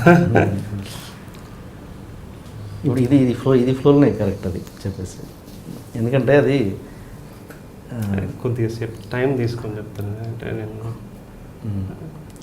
Okay, done. ఓకే, అండ్ ఈ సినిమాలో పర్సనాలిటీ డెవలప్మెంట్ చెప్పే వాళ్ళని, ఆ ఎక్స్పర్ట్స్ని కొంచెం ఆల్మోస్ట్ చులకన చేసినట్టుగానే ఉంది సినిమా. ఆ విషయంలో నీ ఒపీనియన్ ఏంటి? అంటే చాలా నా ఒపీనియన్ చాలా క్రిస్టల్ క్లియర్గా సినిమాలోనే చెప్పడం జరిగింది. నేను ఎవరిని పర్సనల్గా నేను ఎవరిని కించపరచను. నేను ఏదైతే వాళ్ళ ఐడియాలజీ ఉందో, ఏదైతే వాళ్ళు రాస్తున్నటువంటి అంశాలు ఉన్నాయో, ఆ అంశాలని నేను చాలా క్రిస్టల్ క్లియర్గా సాగర్ అనే పాత్ర ద్వారా నేను డిఫర్ చేయడం జరిగింది. కొత్తగా నేను చెప్పడానికి ఏం లేదు. నా ఒపీనియన్ అంతా క్లియర్గా తెలిసింది. అది సినిమాలోనే చెప్పాను నేను. ఇప్పటికి కూడా దానికి నేను కట్టుబడి ఉంటున్నాను. Okay, yeah. అంటే ఏదో ఒక స్ట్రాంగ్ ఇన్సిడెంట్ జరిగితే తప్ప నువ్వు అలాంటి సీన్స్ పెట్టవు ఖచ్చితంగా. డెఫినెట్గా నీ లైఫ్లో అది ఏదో జరిగి ఉంటుంది. పర్సనాలిటీ డెవలప్మెంట్ అంటే అంత ఫేస్ చేసి ఉంటావు డెఫినెట్గా. అలాంటిది జరిగి ఉంటేనే అలాంటి సీన్స్ పడతాయని నా ఫీలింగ్. ఏముంటుంది అందులో అసలు? ఏంది పర్సనల్ డెవలప్మెంట్ అంటే ఏంది? వ్యక్తిత్వ వికాసం అంటే ఏంటి? అంత పర్ఫార్మెన్స్ అంతే. అర్థమైంది. పెద్ద పెద్ద ప్రోగ్రాంలు చేస్తారు వీళ్ళు. ఒక పెద్ద హాల్లో 2-3 వేల మందిని స్టూడెంట్స్ని కూర్చోబెట్టి వీళ్ళు చాలా మోటివేషనల్ క్లాసెస్ ఇస్తారు. బయటికి వెళ్ళిన తర్వాత ఎవరికి అది గుర్తుండదు. వాళ్ళు ఏం చెప్తారంటే, ఫర్ ఎగ్జాంపుల్ నేను డైరెక్టర్ అవ్వాలనుకున్నాను అనుకోండి, సర్కిల్ తీసుకొని నేను డైరెక్టర్ అవ్వాలి. ఇంతకంటే ఫన్నీ విషయం ఇంకేమైనా ఉంటుందా? అలా అనుకుంటే అయిపోతారా? కారు కదా. మన సినిమాలో హీరోయిన్ నేను సాగర్తో లవ్లో పడకూడదు అంటది. ఇట్లా బోల్డని విషయాలు ఉన్నాయన్న. చాలా పెద్ద విషయం ఇది. ఎంతసేపన్నా మనము దీని మీద చేయొచ్చు. అంటే అదంతా బోగస్. అంత బ్లైండ్గా ఎలా స్టేట్మెంట్ ఇవ్వగలవు? బ్లైండ్ ఏముంది చెప్తున్నా కదా. ఇప్పుడు హీరో సాగర్ క్యారెక్టర్ చెప్తుంది, ఏమని చెప్తుంది? పనికి మాలిన లక్ష్యం గురించి మాట్లాడుతుంది. పనికి మాలిన లక్ష్యాలు పెట్టుకోకూడదు అని. వీళ్ళందరూ ఏంటంటే డబ్బు గురించి, ఏదో సాధించాలనే దాని గురించి మాట్లాడతారు. ఆనందం గురించి ఎందుకు మాట్లాడరు? ఓకే, ఇప్పుడు చలం ఒక మాట అంటాడు, ఆనందం అనేది మనిషి యొక్క హక్కు కదా. మనిషి హక్కు అయినటువంటి ఆనందం గురించి మీరు ఎందుకు మాట్లాడరు? దానికి వేరే ఉన్నారుగా, వేరే ఆధ్యాత్మిక వ్యక్తులు ఉన్నారు. వాళ్ళకి పెద్ద తేడా లేదు. వాళ్ళు కూడా తప్పే అంటావు? తప్పు ఒప్పుల గురించి వాళ్ళకి పెద్ద తేడా లేదు. ఇది నా పాయింట్ ఆఫ్ వ్యూలో చెప్తున్నాను నేను నా పాయింట్ ఆఫ్ వ్యూలో నేను చెప్తున్నా. ఇప్పుడు మీరు దాన్ని సమర్థించారనుకోండి, మీరు ఇంకో సినిమా తీయండి, ఒక పుస్తకం రాయండి. నేను ఒక డెమోక్రటికల్గా అదంతా కూడా ఫాల్స్, బోగస్ అని నా సినిమా ద్వారా నేను చెప్పా. మీరు చెప్పండి, మీరు ఇంకో సినిమా తీయండి, ఇంకో పుస్తకం రాయండి, అంతే. Okay okay. దీని గురించి ఎవరన్నా ఫోన్స్ కాల్స్ కానీ ఎవరైనా ఆపోజిట్ గారిన ఫోన్ రావడం కానీ మాట్లాడడం కానీ జరిగిందా? లేదు. వేరే ఎవరైనా పర్సన్ వాళ్ళకు కూడా తెలుసు కదా. ఇప్పుడు నాకున్న రైట్ కదా అది. ఓకే, ఇప్పుడు నేను నా ఒపీనియన్ నేను చెప్పాను. అందులో పాత్ర దానివల్ల మన పోసాని మురళీకృష్ణ వెళ్తే ఇంటర్వెల్ సీన్ అంతా అదే కదా. ఇప్పుడు నన్ను అడగడా నేనేం చెప్పడానికి లేదు. ఆల్రెడీ ఏదైతే ఉందో అంతా ఆ పాత్ర ద్వారా చెప్పేయించాము. అంటే ఓకే, అతనికి ఉన్న ఇమేజ్ ప్రకారం ఒక కామెడీ ఇమేజ్ ఉంది పోసాని గారికి. ఆ ఇమేజ్, ఆ క్యారెక్టర్ పెట్టడంలో కూడా అది కొంచెం ఇంకా చులకనగా కనబడింది. ఇంకేమన్నా సపోజ్ ఏది డిగ్నిఫైడ్ క్యారెక్టర్ని ఆర్టిస్ట్ని పెట్టినా కూడా ఇంకా అది ఇంకా బాగుండేదేమో. చూడండి నేను చేసిందే నేను వ్యంగ్యాస్త్రం, అది నేను చేసిందే సెటైర్. దానికి మళ్ళీ హుందాగా మళ్ళీ నేను ఎవరిని పెట్టాలి? ఒక డ్రామాటిక్ క్యారెక్టర్ కావాలి. అసలు పోసాని మురళీకృష్ణ గారు కూడా సరిపోరు వాళ్ళు చేసే యాక్టింగ్ కింద, తెలుసా మీకు? మీరు చూడండి, ఎప్పుడన్నా యూట్యూబ్లో కొట్టి చూడండి, వాళ్ళ హావభావాలు. చర్చ మన ఈ క్రిస్టియన్స్ బ్రదర్స్ అలాంటి అంత హై డోస్లో ఉంటుంది వాళ్ళ యాక్టింగ్ అంతా కూడా. మనకేంటంటే తెలిసిన నటుడు కావాలి దానికని పెట్టడం జరిగింది. ఓకే. అంటే ఇప్పుడు అంటే ఈ సినిమా చూసిన తర్వాత సపోజ్ యూత్ ఎవరైనా కూడా ఓహో లక్ష్యం లేకున్నా ప్రాబ్లం లేదు అని చెప్పేసి ఏదైతే అది హ్యాపీగా ఉంటుందని సోమరిపోతుల్లా తయారైతే వాళ్ళకి మీరు ఇచ్చే ఆన్సర్ ఏంటి? అసలు లక్ష్యం లేకున్నా పర్వాలేదు అనేది నేను ఎక్కడ చెప్పలేదు. అంటే ఓకే, దాని ఫస్ట్ థింగ్ ఏంటంటే లక్ష్యం పెట్టుకోవాలని నువ్వు ఫోర్స్ చేయొద్దు. నువ్వెవరు ఫోర్స్ చేయడానికి? నువ్వు లక్ష్యం పెట్టుకో నన్ను ఎందుకు దొరుకుతారు మీరు? నా ఆనందాన్ని ఎందుకు మీరు హరిస్తారు? అది కదా నేను చెప్పేది. అది హ్యాపీగా ఉండాలి ప్రతి ఒక్కరు. ఇప్పుడు తన వాళ్ళ ఫాదర్కి నచ్చినట్టుగా మారాలని అనుకున్నాడు, అది ఆయన పెట్టుకున్న లక్ష్యం. అది ఇప్పుడు డాక్టర్ కావాలి, నువ్వు ఇంజనీర్ కావాలి, ఏదో కావాలి అని చెప్పేసి మీరు మీ అబ్బాయిని ప్రెజర్ చేస్తున్నారు అనుకోండి, వాడు క్రికెట్ రావాలని ఉంది. ఆటలు ఎందుకు నాకు తిండి పెట్టవు, పాలు లేదు, నేనేమన్నా సచిన్ టెండూల్కర్ కొడుకు నువ్వు అన్నావు అనుకోండి, వాడి ఆనందాన్ని మీరు హరిస్తున్నట్టే కదా. మీకు ఎవరిచ్చాడు హక్కు? అట్లా నేను లక్ష్యం లేదని నేను చెప్పట్లే, కానీ లక్ష్యం అనే పేరుతోనే మీరు వాడిని సఫర్ చేయొద్దు అని చెప్పి ఒత్తిడి చేసి వాడి ఆనందాన్ని దూరం చేయొద్దు, వాడి స్వేచ్ఛని దూరం చేయొద్దు. ఓకే, అది ఓకే. అండ్ విష్ణు, అండ్ దీంట్లో ఒక యాస ఏం చేస్తుంది? చిత్తూరు. ఆ యాస అంటే ఆ యాసకి ఎలాంటి ప్రాక్టీస్ చేశారు? యాక్చువల్గా అది మీకు ఉందా, ప్రాక్టీస్లో ఉందా, లేదా దీనికోసం? నాకు ఆ లాంగ్వేజ్ తెలియదు బేసిక్గా. నేను కొద్దిమంది దగ్గర విన్నాను, చాలా కొద్దిమంది దగ్గర. రోహిత్ది ఆయనది అక్కడే కదా, తిరుపతి కదా, వాళ్ళకి కావాల్సిన వాళ్ళు అప్పుడప్పుడు వచ్చినప్పుడు కలిసినప్పుడు ఆ మాటలు వెరైటీగా అనిపించాయి అనమాట. చాలా నవ్వు వచ్చేది. తర్వాత మేము కలిసిన తర్వాత అదొకటే అప్పుడు వింటాను నేను. అంతకుమించి నేను ఎప్పుడు అలా వినలేదు, ఆ లాంగ్వేజ్ ఎప్పుడు వినలేదు అలాగే స్లాంగ్. మేము కలిసిన తర్వాత మేము తిరుమల కిషోర్ ఉన్నారు కదా, ఆయన ఒకసారి కలిసాం. మేము బాగా రెగ్యులర్గా కలిసేవాళ్ళం టైంలో. అప్పుడు కలిసినప్పుడు ఆయన ఫ్రెండ్ ఇంకొక ఆయన ఎవరో ఊరి నుంచి వచ్చారు. వాళ్ళ మాటలు చూసి మాకు అంటే తెలియని మాటలు, అమాయకత్వం, సెటైరు, ఒక చిన్న అన్నీ ఉండి అది నవ్వు వచ్చేది మాకు బాగా. అన్నారు ఈయన, ఏమండి ఇది పెట్టేద్దామా ఈ లాంగ్వేజ్ అని. పట్టమని భలే ఉంది పెట్టేద్దాం. ఈయనకి రాదు, నాకు రాదు. కాకపోతే అక్కడికి వచ్చే టైంకి కొంచెం చిన్నగా సర్వే చేశారు ఈయన. సర్వే చేసి ఇలా చేద్దాం అని చెప్పి చాలా సింపుల్ అయిపోయింది అసలు. యాక్చువల్లీ ఏంటంటే మాకు ముఖ్యంగా చిత్తూరు అంటే రాయలసీమ తెలంగాణ మాండలికాల్లో ఒక నిజాయితీ కనిపిస్తుంది. అంటే ఏ మాండలికంలో అయినా కూడా ఒక నిజాయితీ, ఒక తెలియని పరవశం, ఒక ప్రేమ కనిపిస్తూ ఉంటుంది. అంటే ఒరిజినల్గా డైరెక్ట్ హృదయంతో మాట్లాడుతున్నట్టు అనిపిస్తుంటుంది. మన సినిమాలో పాత్ర చాలా నిజాయితీ క్యారెక్టర్ కాబట్టి, ఎటువంటి ఫేక్ ఇమేజ్ లేకుండా బతికే క్యారెక్టర్ కాబట్టి ఏదో ఒకటి పెట్టాలని అయితే ఫిక్స్ అయినా మేము. తెలంగాణ అనుకున్నాము, శ్రీకాకుళం అనుకున్నాము, కానీ ఏది పెట్టాలని క్లారిటీ రావటం లేదు. నాకు రాయలసీమ లాంగ్వేజ్ మీద నాకు కొంత ప్రత్యేకమైన ఇంట్రెస్ట్ కూడా ఉంది. ఆ టైంలో ఆ మీటింగ్లో తిరుమల కిషోర్ వాళ్ళు ఊరు నుంచి వచ్చారు ఫ్రెండ్స్. వాళ్ళు మాట్లాడుతుంటే మాకు భలే అరే చాలా జెన్యున్గా, చాలా హానెస్ట్గా మాట్లాడుతున్నారు కదా, బాగుంది కదా అని. కానీ సినిమాలో ఫ్యామిలీలో హీరో ఒకడే అలా మాట్లాడుతుంటాడు, మిగతా వాళ్ళు మామూలుగా మాట్లాడుతుంటారు. అది ఎంతవరకు correct? Mother father and sister. చూడండి, ఫస్ట్ విషయం ఏంటంటే గ్లోబలైజేషన్ అయిపోయిన తర్వాత భాష అంతా కూడా మొత్తం అన్ని రకాలుగా కలుషితం అయిపోయింది.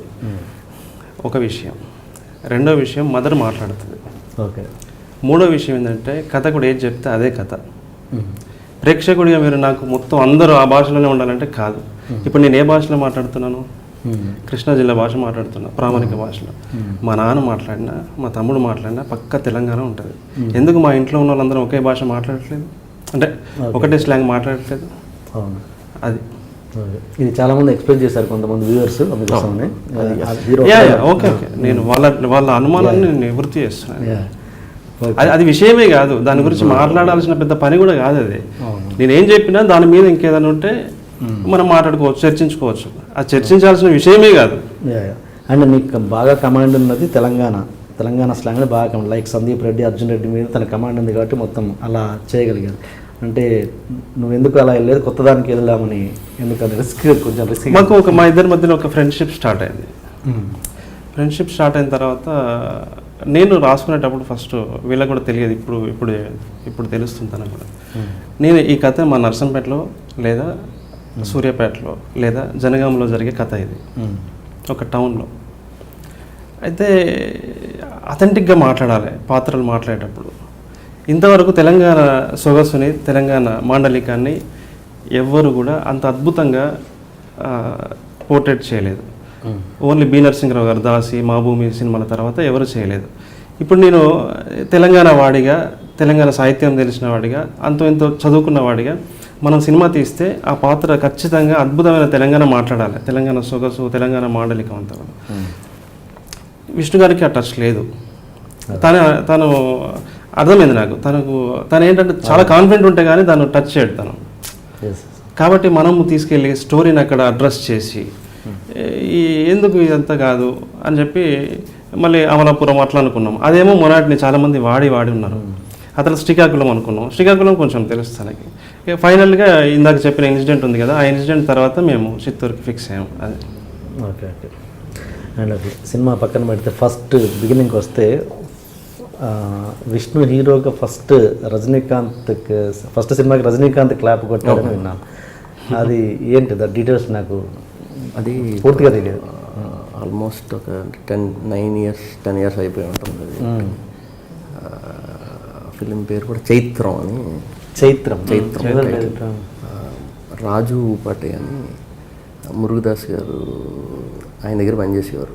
యాక్చువల్లీ మురుగదాస్ గారికి గురువు గారు ఆయన. ఇక్కడికి వచ్చారు ఆయన రజనీకాంత్ అక్కడ చెన్నైలో? ఇక్కడికే వచ్చారు. అది సడన్గా ఈరోజు సాయంత్రం ఇన్స్టిట్యూట్ దగ్గర ఎవరో నలుగురు కూర్చొని మాట్లాడుకుంటున్నాం. వేరే ఫ్రెండ్ చారి అని ఒక అతను ఉంటాడు అనమాట. అతను తీసుకొచ్చి అతను డైరెక్టర్ ఇలా కొత్త వాళ్ళతో చేద్దాం అనుకుంటున్నాడంట, నువ్వు చేసే అన్నాడు. నువ్వు చేసే అంటున్నాడు, అసలు ఏంటి అనుకుంటే ఆయన లోపల తీసుకెళ్లారు. పైనుంచి కిందకి అలా చూశారు. నా హీరో ఇతనే అంటున్నారు. ఏంటి వీళ్ళు జోకులు వేస్తున్నారా, కామెడీ చేస్తున్నారు అనుకున్నా. రేపు పొద్దున్నే వచ్చేసి అమ్మ ఆర్ఎఫ్సీలో ఓపెనింగ్ అన్నారు. ఆర్ఎఫ్సీలో ఓపెనింగ్ పెట్టారు ఏంట్రా, సర్లే ఓకే అంటే పొద్దున్నే ఫోన్ చేశారు. మళ్ళీ టైంకి వచ్చేసేయండి, రజనీకాంత్ వస్తున్నట్టు ఓపెనింగ్ అంటే ఏదో చెప్తున్నారులే అనుకున్నాను. ఎవరికి కూడా చెప్పలేదు నేను, ఎందుకంటే ఆ టైంకి మన ఒక 2-3 సినిమాలు మొదలై అయిపోయినాయి. అప్పటికే దాంట్లో మంచి ఎక్స్పీరియన్స్ ఉంది నాకు, ఆగిపోవటం.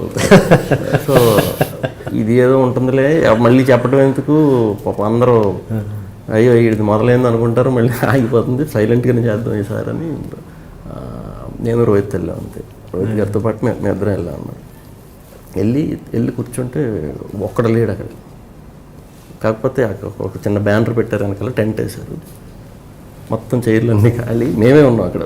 సరే ఎవరూ లేరు అసలు, ఆ సినిమాకి సంబంధించిన డైరెక్టర్ కూడా రాలేదు, ఇంకెవరు రాలేదు. సడన్గా 8కి ఓపెనింగ్ అన్నారు. 8కి ఫాస్ట్గా రజనీకాంత్ గారు వచ్చి పర్ఫెక్ట్ 8కి వచ్చి డోర్ తీసుకుని దిగి నుంచున్నారు ఇన్నోవాలో. అర్థం అవ్వలేదు, వెళ్ళి కలవకూడదో కూడా అర్థం అవ్వలేదు. వెంటనే వెళ్ళి వెనక్కి వెళ్ళి స్టేజ్ అదే దాని వెనక్కి వెళ్ళి ఆడుకున్నాను నేను. ఏం మాట్లాడాలో తెలీదు. ఆయన వచ్చిన వెంటనే ఎక్కడి నుంచి వచ్చారు, మనుషులు టప మొత్తం వచ్చారు, ఫుల్ అయిపోయింది. ఓపెనింగ్ జరిగింది, తర్వాత అయిపోయింది. తర్వాత ఏదో చిన్న ఇష్యూ వచ్చి ఆగింది ఈ ఫిలిం. కొంచెం ఆయన కూడా అప్పుడు మళ్ళీ ఒకసారి కలిసాం. అప్పుడు ఆయన్ని ప్రొడ్యూసర్ దానికి విజయ్ బాబు గారు అని, రజనీకాంత్ గారికి బాగా కావాల్సిన ఆయన. ఓకే. తర్వాత కలిసినప్పుడు కూడా 2-3 సార్లు అడిగారంట, అది ఆగింది కదా ఇలా. ఓకే అన్నట్టు అనుకున్నాను అంతే. కాకపోతే ఆయన చేయి తగలడం అదృష్టంగా ఫీల్ అవుతున్నాను. సో అది మళ్ళీ వేరే వాళ్ళతో ఏమైనా కంటిన్యూ అయిందా? లేదు అసలు ఎవరితో కంటిన్యూ. శంకర్ గారు గౌరవ దర్శకత్వం, రజనీకాంత్ గారు క్లాప్ అనమాట. దాని తర్వాత ఇప్పుడు వచ్చిన ఫస్ట్ సినిమాలో లేదా సినిమా స్టార్ట్ ఈ ఫస్ట్ సినిమాలో ఏమైనా స్టార్ట్ అయినాక ఇది కాదు కదా ఫస్ట్ ఓపెనింగే ఇది 2008 అండ్ 9. ఓకే ఇది 3-4 ఆగిపోయాయి అలా నాకు ఒక 7-8 ఆగింది. కాకపోతే అందరికీ తెలిసింది రజనీకాంత్ వచ్చి ఇది చేసేసరికి ఒక వారం రోజులు తమిళ్ నుంచి ఫోన్లు వచ్చాయి, ఇక్కడ ఫోన్లు, అసలు ఎవరు మీరు ఎవరు ఎందుకు నేను పర్సనల్గా ఏదో తీసుకొచ్చామన్నట్టు ఫీల్ అయ్యారనమాట. సో చాలా కాల్స్ వచ్చినాయి.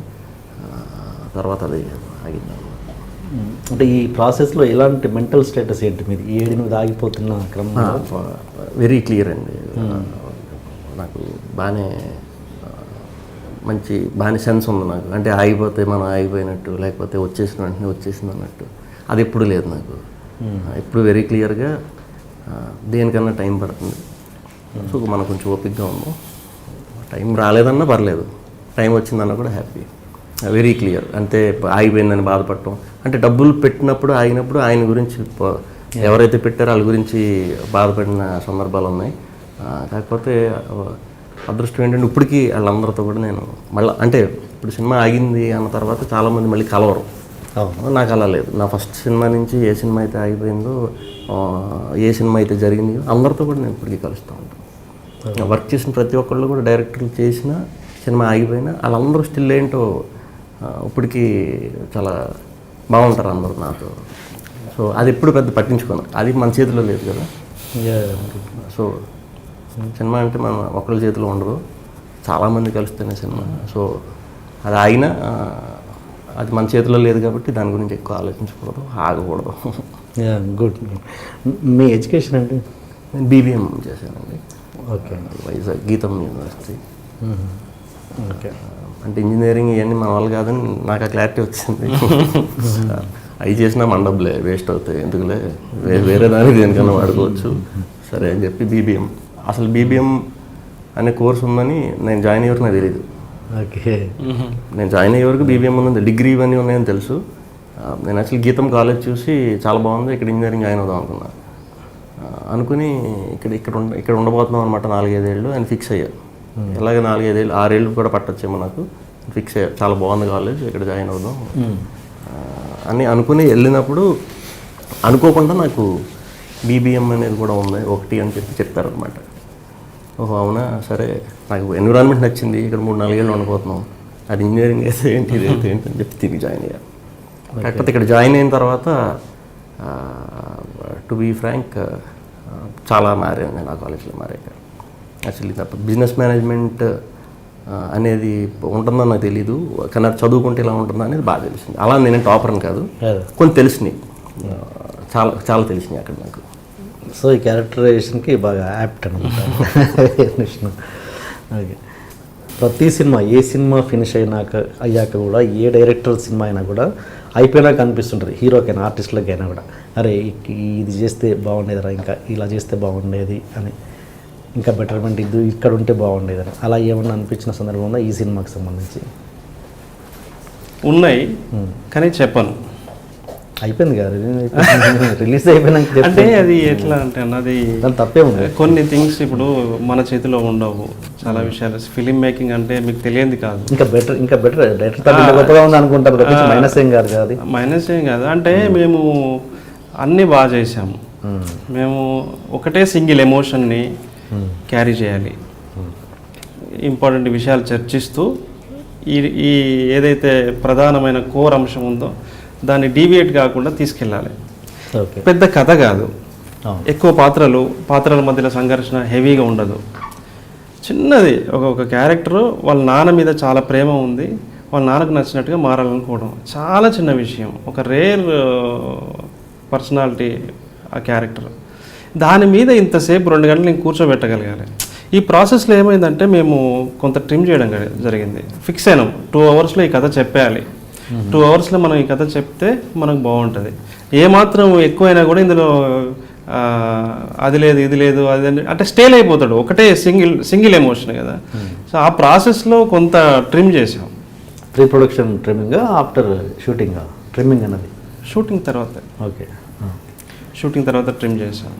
తర్వాత ఆ ట్రిమ్మింగ్ దాంట్లో నేను ఏదైతే బాగా అంటే మీ అందరం ఏదైతే బాగా నమ్మిన విషయాల్ని కూడా కొన్ని త్యాగం చేయాల్సి వచ్చింది, సాక్రిఫై చేయాల్సి వచ్చింది.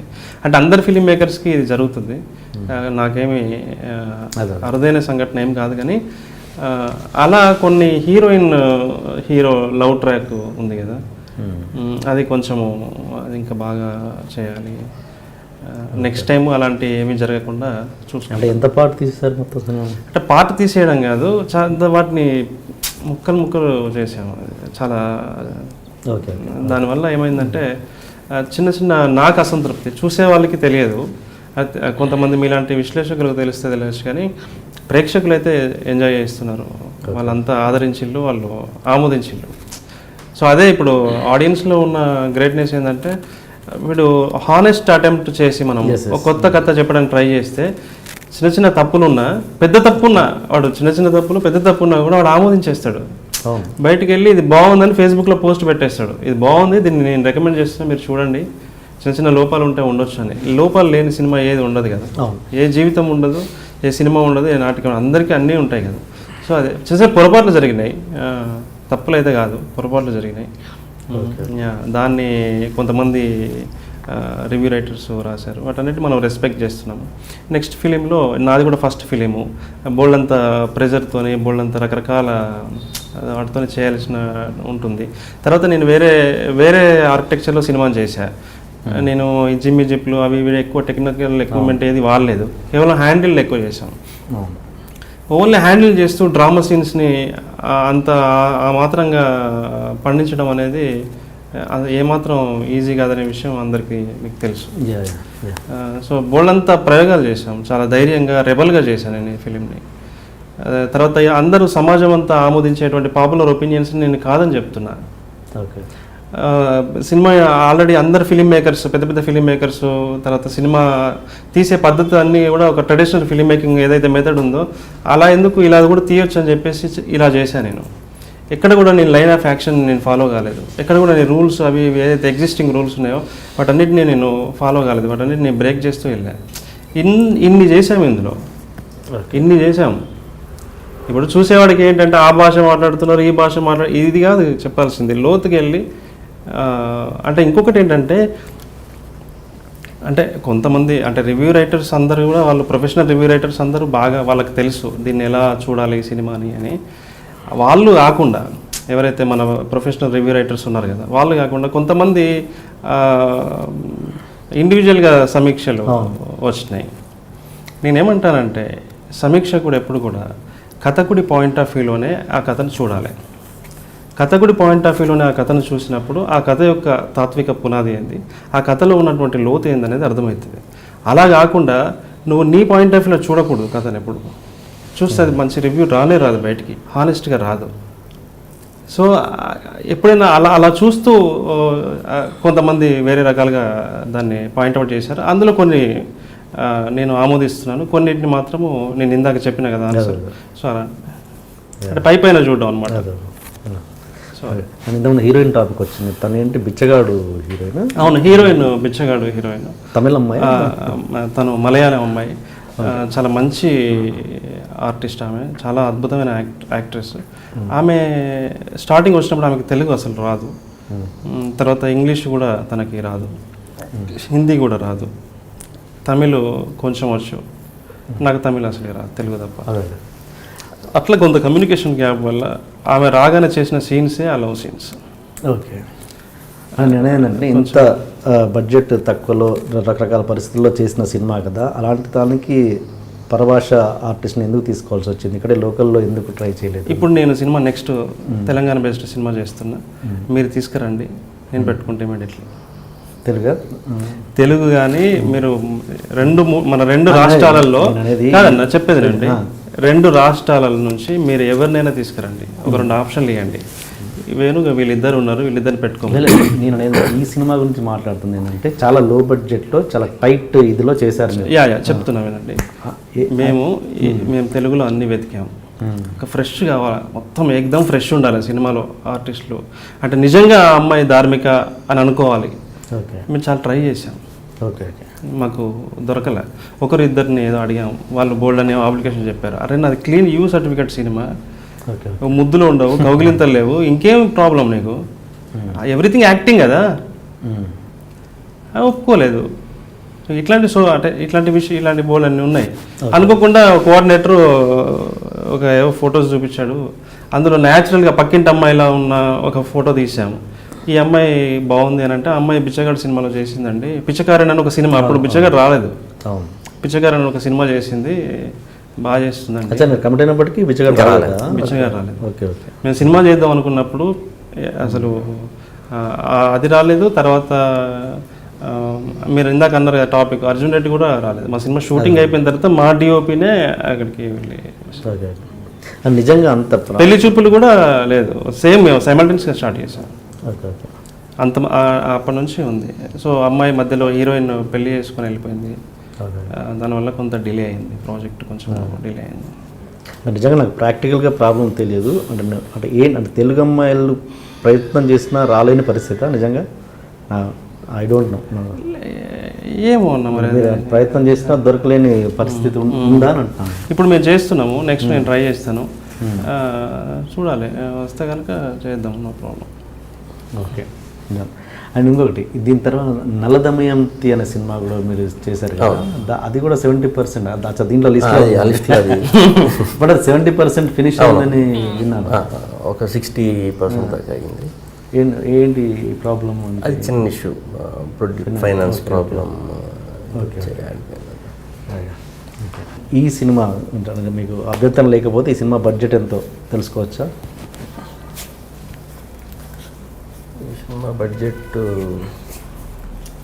అంటే ఇది మనం సొంతంగా చేసామండి ఈ ఫిలిం. ఓకే ప్రాజెక్ట్ వచ్చేసి మనం 2 years బ్యాకే చేసాం.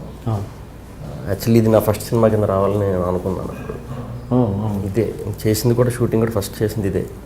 ఓకే కాకపోతే ముందు మిగతా వచ్చినాయి, ఇది మళ్ళీ మనం హోల్డ్ చేసాం. మనకి చెప్పిన ఎంత బడ్జెట్ అని వీటికి ఎక్కడ మేము వేసుకోలేదు, ముందు నుంచి కూడా వేసుకోలేదు. బయట వెళ్ళి అప్రోచ్ అయినప్పుడు వేసుకున్నాం, ఓకే ఎవరు బయట ప్రొడ్యూసర్స్. మేము అనుకున్నప్పుడు బడ్జెట్ కింద ఇలా ఏమనుకోలేదు. ఈయనే మాకు వచ్చి దీన్ని కొత్త రకమైన టెక్నిక్తో చేద్దాం అనుకుంటున్నానని చెప్పి ఆ డాగ్మీ 95 గురించి చెప్పారు. చెప్పినప్పుడు ఏమన్నారంటే ఒక సీన్ తీసి చూపిస్తానని ఈయన తీసి చూపించారు, నచ్చింది. అది నచ్చిన వెంటనే ఇమీడియట్ ఇలా వెళ్దాం, మనకు బడ్జెట్ దీంట్లోకి వద్దాం, వేరే దానికి దేనికన్నా పెడదాం మనం అని చెప్పి అనుకున్న దాంట్లోనే మనం ముందోటి అనుకుంటాం కదా, ఆ దాంట్లోనే మాకు అయిపోయింది. యాక్చువల్లీ ఇంకా తక్కువలోనే తీశారు, మాకు చెప్పిన దాని కూడా తక్కువలోనే తీశారు. కాకపోతే ఒక 2 సంవత్సరాలు ప్రాజెక్ట్ని హోల్డ్ చేయడం అంటే అంత డబ్బుకి మనం ఫైనాన్స్తో చేస్తాం కాబట్టి అది పూర్తిగా మనకి ప్రొడక్షన్కి సంబంధించింది. ఈయన పార్ట్ వరకు చెప్పిన బడ్జెట్ కంటే కూడా ఒక 30% తగ్గే చేశారు. అంటే బడ్జెట్ చెప్పలేదు, కాకపోతే ఇంతలో అని మేము అనుకుంటాం కదా, మనకి అంతకు మించి పెట్టినా ప్రయోజనం ఉండదు. సో ఆ చెప్పిన బడ్జెట్ కంటే 30% తక్కువ చేశారు. కాకపోతే ఓవరాల్ మనం ఇన్ని రోజులు హోల్డ్ చేయడం వల్ల ఏమైందంటే ఆ పెట్టిన బడ్జెట్ ఆల్మోస్ట్ ఒక 60 to 70% పెరిగింది అనమాట. బట్ వెరీ హ్యాపీ, చాలా బాగా, చాలా స్పీడ్గా ఒక 2 రోజుల్లోనే రికవర్ చేయగలిగాం. Very good. అండ్ ఏందా ఫస్ట్ షూట్ చేసిన సీన్? అది యాక్చువల్లీ వీళ్ళు పాస్ అయిన తర్వాత ఒక పాట వస్తుంది. పాట అయిపోయిన తర్వాత అందరు బార్లో కూర్చొని మనం పాస్ అయ్యాం కదా, ఎక్కడికన్నా ఏదైనా టూర్కి వెళ్ళి దసరా ఉత్సవాలలాగా మనం సెలబ్రేట్ చేసుకోవాలి అని ఒక ప్రపోజల్ పెడతారు ఎవరో. ఒకడు కలకత్తా అంటాడు, ఒకడు ఊటీ అంటాడు, ఒకడు గోవా అంటాడు, ఏదేదో అంటాడు. ఈ రకరకాలుగా చెప్తుంటే హీరో ఊటీకి వెళ్దాం రా, చిన్నప్పటి నుంచి నాకు ఇష్టము, గీతాంజలి సినిమా చూసినప్పటి నుంచి ఊటీ అంటే ఇష్టము అంటే సరే ఊటీ అని అనుకుంటారు. ఇది సీన్ యాక్చువల్లీ. ఓకే, దీనికి లింక్ అప్ నెక్స్ట్ సీన్లో నేను రియాక్ట్ చేశారు, వీళ్ళే షూట్ చేసామన్నా మేము, అది డిలీట్ చేసాము. అది అది ట్రిమ్మింగ్లో దాన్ని పక్కన పెట్టాల్సి వచ్చింది. అంటే అది చాలా మంది అడుగుతున్నారు, ఏదో సాంగ్ జూట్ బాక్స్లో ఉంది దీంట్లో లేదు సినిమాలో, సెటిల్మెంట్ సాంగ్ ఏదో సాంగ్. అది యాక్చువల్లీ ఏంటంటే అది ప్రమోషనల్ సాంగ్ అన్నది. ఓకే, అది ప్రమోషనల్ సాంగ్ అనే విషయాన్ని మనం శక్తివంతంగా మనము జనాల్లోకి తీసుకెళ్ళలేకపోయాము ఏమో అని నాకు డౌట్. సినిమా పాట బాగా ఎక్కింది, కానీ అది ప్రమోషనల్ సాంగ్ అనే విషయాన్ని మాత్రం అందరూ విస్మరిస్తున్నారు. అది ప్రమోషనల్ సాంగ్, అది సినిమాలో ఉన్న కంటెంట్ అంతా ఆ పాటలో ఉంటుంది, ఆ క్యారెక్టర్ అంతా కూడా. దాంట్లో ఉందా, అది జూక్ బాక్స్లో ఉందా? నేను వినలేదు. ఉందన్న, జూక్ బాక్స్లో పెట్టాము. అది మనకి పబ్లిసిటీకి హెల్ప్ అవుతుంది కదా అని జూక్ బాక్స్లో కూడా పెట్టాము. ఓకే, నీది నాది ఒకే కథ అన్నది ఒక ఇంటర్వ్యూలో చూశాను. ఆడియన్స్కి అండ్ హీరోకి సంబంధించిన విషయమేనా, అంతేనా? నీది నాది అన్న హీరోయిన్ కూడా ఇన్వాల్వ్ అయి ఉంటుంది. హీరోయిన్ ఒక పాయింట్ ఆఫ్ వ్యూలో చెప్తుంది కదా, నీది నాది ఒకే కథ ఉంది అంటే. ఒకవేళ హీరోయిన్ అయితే కనుక చివరి వరకు హీరోయిన్ క్యారీ హీరోయిన్ కాదు, యాక్చువల్లీ హీరోయిన్ సంబంధం లేదు. హీరోయిన్ కూడా సినిమా చూసే ప్రేక్షకులు లాంటి అమ్మాయి. ఓకే, సినిమా చూసే ప్రేక్షకుడి యొక్క భావన నీది నాది ఒకే కథ అని వాడు కనెక్ట్ చేసుకోవడం. Okay, and about your love story Venu, చాలా ఈగర్గా తెలుసుకోవడం ఉంది నాకు. అది చెప్పాలి. ఎప్పుడు మీ మ్యారేజ్ అయింది? 2011లో అయింది. 11? ఓకే. ఓకే, ఏంటి చెప్పాలి అసలు ఒక హిందూ ముస్లిం లవ్ స్టోరీ అంటే? మేము ఒక ప్రొడక్షన్ హౌస్లో, అంటే అడ్వర్టైజ్మెంట్ కంపెనీ ఒకటి ఉండేది, మధుమాంకాళి అని మీరు పేరు విని ఉంటారు, రూపాదేవి మధుమాంకాళి. వాళ్ళది అడ్వర్టైజ్మెంట్ కంపెనీ. వాళ్ళ డాక్యుమెంటరీస్, మధుమాంకాళి కెమెరామెన్ మధుమాంకాళి, వాళ్ళ డాక్యుమెంటరీస్, సీరియల్స్ అవి చేస్తుండేవాళ్ళు. నేను అక్కడ అసిస్టెంట్ డైరెక్టర్ జాయిన్ అయ్యాను. ఓకే, సో అప్పుడు తను వాళ్ళ దగ్గర జాబ్ చేస్తుండేది. అలా అప్పుడు పరిచయము. తర్వాత మేము ఎప్పుడు ప్రేమ ఇవన్నీ ఏం లేవు, అలా ఏం అనుకోలేదు. కరెక్ట్గా పెళ్ళి చేసుకోవాలి అని ఇండివిజువల్గా ఎవరికి వారు అనుకున్నప్పుడు మనమే చేసుకుంటే బాగుంటుంది కదా అని. ఎందుకంటే సినిమా ఇండస్ట్రీ గురించి తెలిసిన వాళ్ళు ఉంటే బాగుంటుంది. ఓకే, అంటే మన గురించి తెలిసిన ఇక్కడ చాలా ఓపికతో ఉండాలి, చాలా కష్టాలని భరించాలి, సైకలాజికల్గా బోల్డ్ అంత సంఘర్షణ ఉంటుంది. ఇప్పుడు నేను ఎవరినో పెళ్లి చేసుకుంటే వాళ్ళు వచ్చి ఎక్స్పెక్టేషన్స్ వచ్చి మనకి ఎప్పుడు అవుతుందో తెలియదు, మన చేతిలో లేని పని కదా. అలా అనుకున్నప్పుడు మేము ఫ్రెండ్స్, యాక్చువల్లీ బాగా క్లోజ్ ఫ్రెండ్స్ అనమాట, ఓన్లీ ఫ్రెండ్స్ అంతే. అలా మేము షేర్ చేసుకునే ప్రాసెస్లో నేను ఆమెకు కూడా వాళ్ళు కొంచెం ప్రోగ్రెసివ్, వాళ్ళ ఫాదర్ ఏదో కమ్యూనిస్ట్ అట్లా ఉండేది కాబట్టి వాళ్ళు ఈ బుర్కాలు వేసుకోవడము అంటే అట్లాంటివి ఆమెకి ఇంట్రెస్ట్ లేదనమాట. ప్రాబ్లం రాలేదు పెళ్లి విషయంలో, ప్రాబ్లం ఏం రాలేదు. సో ఇద్దరం అట్లా అనుకొని కొన్ని రోజులు ట్రావెల్ చేసిన తర్వాత మేమే పెళ్లి చేసుకున్నాం. క్లుప్తంగా చెప్తున్నది. జైబోలో తెలంగాణ సినిమాకి చెప్తే నాకు ఒక జోక్ గుర్తొచ్చింది. ప్రశ్న బిఫోరే చెప్పాలి. ఫస్ట్ విష్ణు గారికి కథ చెప్పా, ఫస్ట్ లైన్ చెప్పి తర్వాత ఫస్ట్ లైన్ చెప్పండి అన్నాడు. సరే ఇది లైన్ చెప్పేది కాదు, ఇది కొంచెం ఎక్కువసేపు చెప్పాలి అన్నాడు. పర్లేదు చెప్పండి అన్నాడు. అంటే టైం లేదు, కొంచెం ఊరికే ఏదో చెప్పండి, దేని మీద కథ చెప్పండి అని అడిగాడు. అడిగితే ఏదో చెప్పా, ఏదో మూస ధోరణుల మీద, ఈ సొసైటీ ఇట్లా ఏదో చెప్పా. సరే అండి రేపు కలుద్దాం అన్నాడు. కాదండి మీకు ఇది కనెక్ట్ అయిందా అంటే, ఇది లైన్ నాకేం అర్థం కాలేదు కానీ మీలో ఏదో మ్యాటర్ ఉన్నదని మాత్రం అర్థమైంది, నేను రేపు కలుస్తా అనుకోండి అనమాట. సరే కథ చెప్పడము, ఆయన ఓకే చేయడము అంతా అయిపోయింది. నెక్స్ట్ డే కలిశాడు.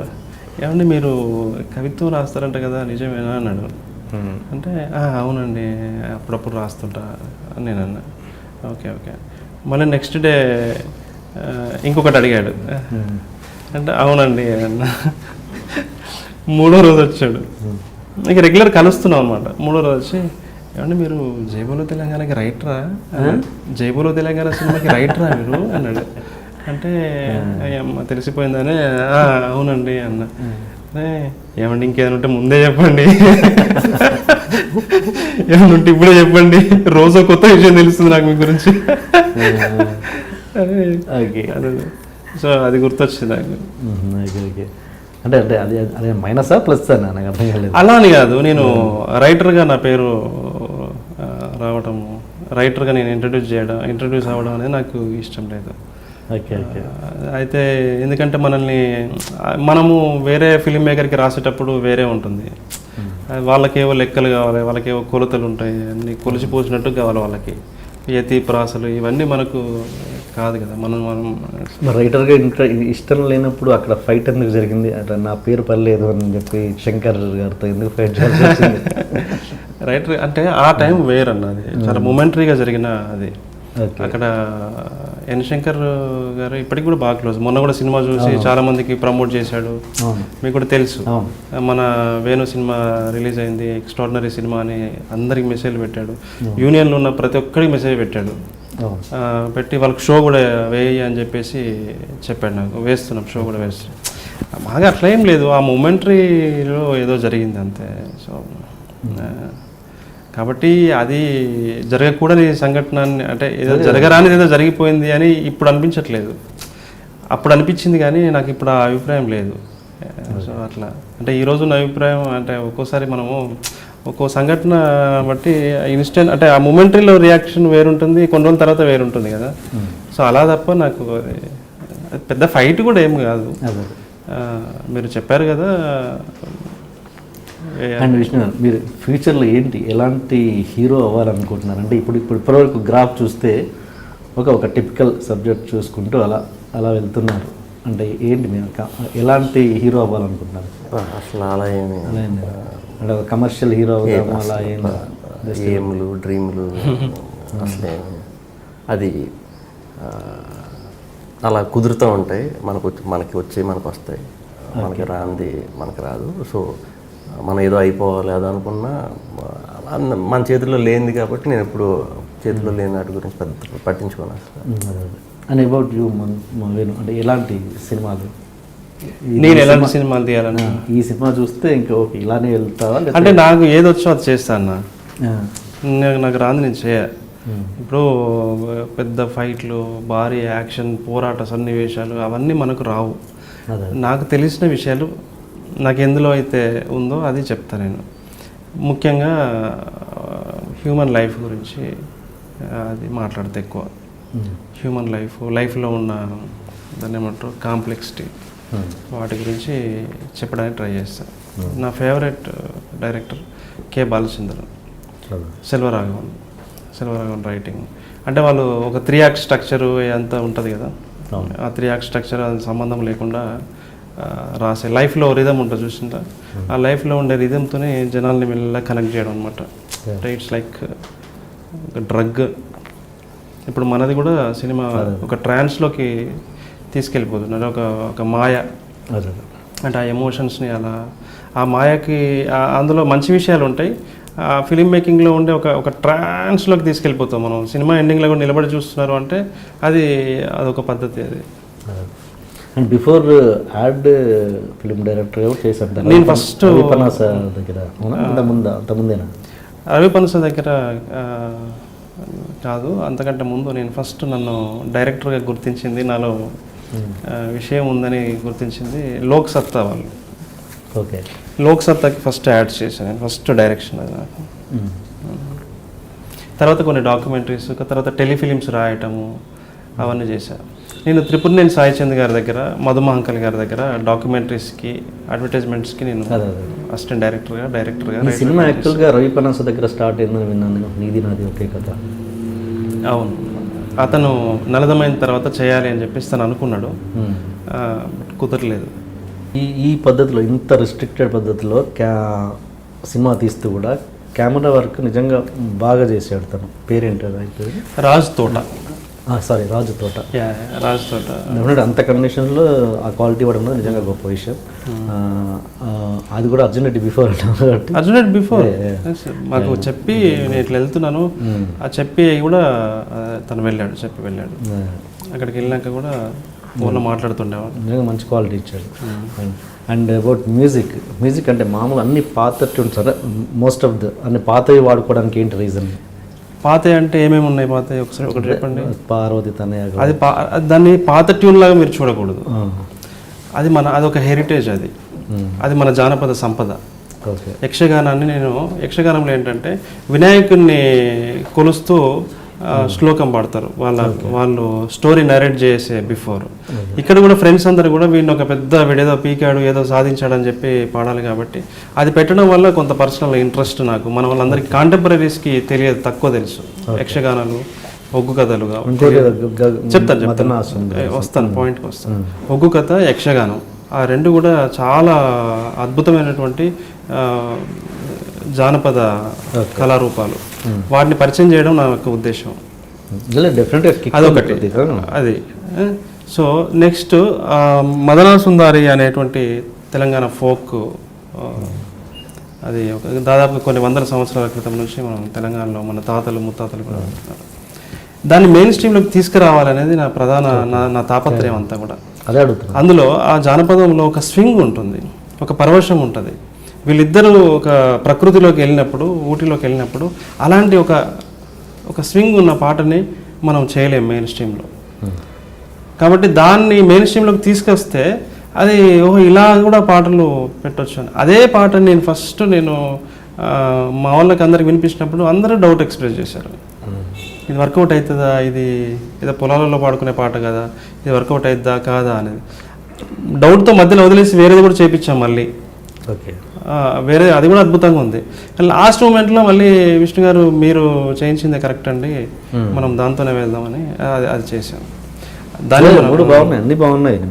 నేనేమంటున్నాను దాన్ని మెయిన్ స్ట్రీమ్లోకి తీసుకురావాలనే తాపత్రమే తప్ప, ఎందుకంటే మ్యూజిక్ డైరెక్టర్ అత్యంత ప్రతిభావంతుడైన మ్యూజిక్ డైరెక్టర్, బోల్డ్ అని ట్యూన్లు చేయగలడు. మనకు కూడా బోల్డ్ అని రిఫరెన్స్లు ఉన్నాయి, కాంటెంపరీ మ్యూజిక్ చేయొచ్చు, ఇంకేదైనా చేయొచ్చు. నేను ఒకటే చెప్పాను వాడికి, చెప్పింది ఏంటంటే బయట ఏదైతే వినబడుతుందో ఆ సంగీతం మన దాంట్లో ఉండకూడదు, ఆల్టర్నేట్ మ్యూజిక్ కావాలి. తర్వాత మనం ఫోక్ నుంచి తీసుకుందాం, అంతా మన సంపద అది. ఎందుకు ఇప్పుడు పిచ్చి పిచ్చి శబ్దాలతో ఇప్పుడు ఏదైతే ఎందుకు చేయాలి? మనకంతా బోల్డ్ అంత ఉంది కదా. మన పాత ఫిలిం మేకర్స్ అంతా వాడుకొని అద్భుతంగా చేశారు కదా, మల్లీశ్వరి సినిమాలో, తర్వాత అలాంటి సినిమాలు బిఎన్ రెడ్డి ఫిలిమ్స్లో చేశారు కదా, మనం చేయొచ్చు. తమిళ్లో వాడతారు. మన బెంగాలీకి వెళ్తే రవీంద్రనాథ్ మ్యూజిక్, రవీంద్రనాథ్ పోయిటరీని ఇప్పటికీ వాడుతుంటారు. తమిళ్లో అయితే భారతి ఎవరన్నా భారతీరాజు కాదు, తమిళ్ పోయిట్ ఉన్నాడు కదా, భారతీయార్ పోయిటరీ ఇప్పటికీ వాడతారు వాళ్ళు. మనం ఎందుకు వాడట్లేదు?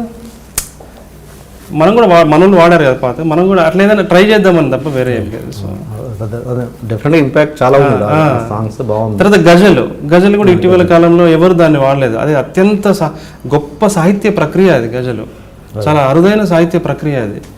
కేవలం సాహిత్యం మాత్రమే వినబడుతుంది, డైరెక్ట్ హార్ట్ అనమాట. ఏ పాట ద్వారానో పద్యం ద్వారా కంటే ఇది ఇంకా చాలా ఫోర్స్గా మనకి రీచ్ అవుతుంది లోపలికి. సో అది కూడా ఇటీవల ఎవరు చేయలేదు, మనం ఈ సినిమాకి అది కుదిరింది. సో అట్లా. ఓకే, అండ్ ఈ సినిమా అయిపోయింది, అడ్వాన్స్లు బాగా వస్తున్నాయి. కొత్త సినిమాలు ఏది కమిట్ అయ్యావు? ముఖ్యంగా నేను నా ప్రొడ్యూసర్స్ అండి, వీళ్ళు అంటే ఎవడన్నా అంటే ఒక రకమైన ఫ్రస్ట్రేషన్ ఉండేది కొన్ని సంవత్సరాలు. 2009 నుంచి 2008లో నేను ఫస్ట్ అడ్వాన్స్ తీసుకున్నా. 2008 నుంచి మొదలు పెడితే దాదాపుగా ఒక 12 మంది నా కథను ఓకే చేశారు. అందరికి నచ్చింది, భయం అనమాట. అందులో ఇదే కథ కాదు, ఇలాంటి కథలే, కమర్షియల్ ఫార్మేట్ కాకుండా 3 యాక్ట్ స్ట్రక్చర్తో సంబంధం లేకుండా 12 మంది కథలు ఓకే చేశారు. 7 నాకు అడ్వాన్స్ ఇచ్చారు. ఒక 3-4 ఆఫీస్ కూడా ఓపెన్ చేశారు. కానీ ఏది అవ్వలే, భయం అనమాట. ఎవడో కో డైరెక్టర్ వచ్చి ఒకటి చెడగొట్టాడు. ఇదేంటండి, ఇది 30, ఇది ప్లాట్ 1, ప్లాట్ 2, ప్లాట్ 3, ఏది ఇది ప్లాట్ 2 ఎక్కడ ఉంది ఇక్కడ? నన్ను అడిగారు, ఎవడికి కావాలబ్బా, ఎవడికి పుట్టిన రూల్స్, ఎవడు పెట్టిన రూల్స్, నాకు ఎందుకు అవన్నీ తెలియక కాదు. సిద్ఫీల్డ్ థియరీ ఇప్పుడు కాదు, 2007లో మేము మధుమాకల్ సార్ దగ్గరప్పుడు మేము చదువుకున్నాం. మేము 2005, 2006లో అది మాత్రమే తెలుసు. 3 యాక్ట్ స్ట్రక్చర్ ఒకటే తెలుసు. 3 యాక్ట్ స్ట్రక్చర్ స్టోరీ లేకపోతే ఇది పనికిరాదు, ఇది నడవదు అని. ఒకసారి కో డైరెక్టర్ ఒకటి చూసి ఇది అలలేదు, ఇది లేదని అది పోయింది. ఇంకొకటి ఎవడో జర్నలిస్ట్ ఒకసారి వచ్చి అది పీకింది. ఇట్లా రకరకాలన్నమాట. ఇలాంటి ఒకలాంటి సందర్భంలో ఉన్నాను, ఒకలాంటి సంఘటన.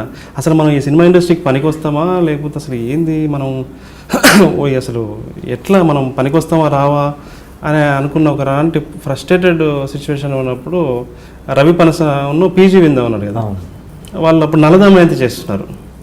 చేసినప్పుడు నాకు ఫోన్ చేసి, అంటే వాళ్ళకు నా మీద బాగా నమ్మకం, ఫోన్ చేసి నువ్వు అక్కడెక్కడ ఎందుకు తిరుగుతున్నావు, శ్రీ విష్ణు అని మంచి ఆర్టిస్టు, తను పెద్ద హీరో అవుతాడు, నువ్వు వచ్చి కథ చెప్పి తను ఒప్పించుకో, ఎలాగోలాగా మెటీరియలైజ్ అయిపోతుంది అది అని అంటే నేను వచ్చి చెప్పడము. ఆ తర్వాత మా ట్రావెలింగ్ అంతా జరిగింది. ఓకే, ఏటేటో పోయింది అన్న, ఏం లేదు ఇప్పుడు అడ్వాన్సులు చాలా పెట్టుకున్నావు, ఏంటి కథ, ఏది ఒప్పుకుంటున్నావు, ఏది ఫైనలైజ్ అవుతుంది?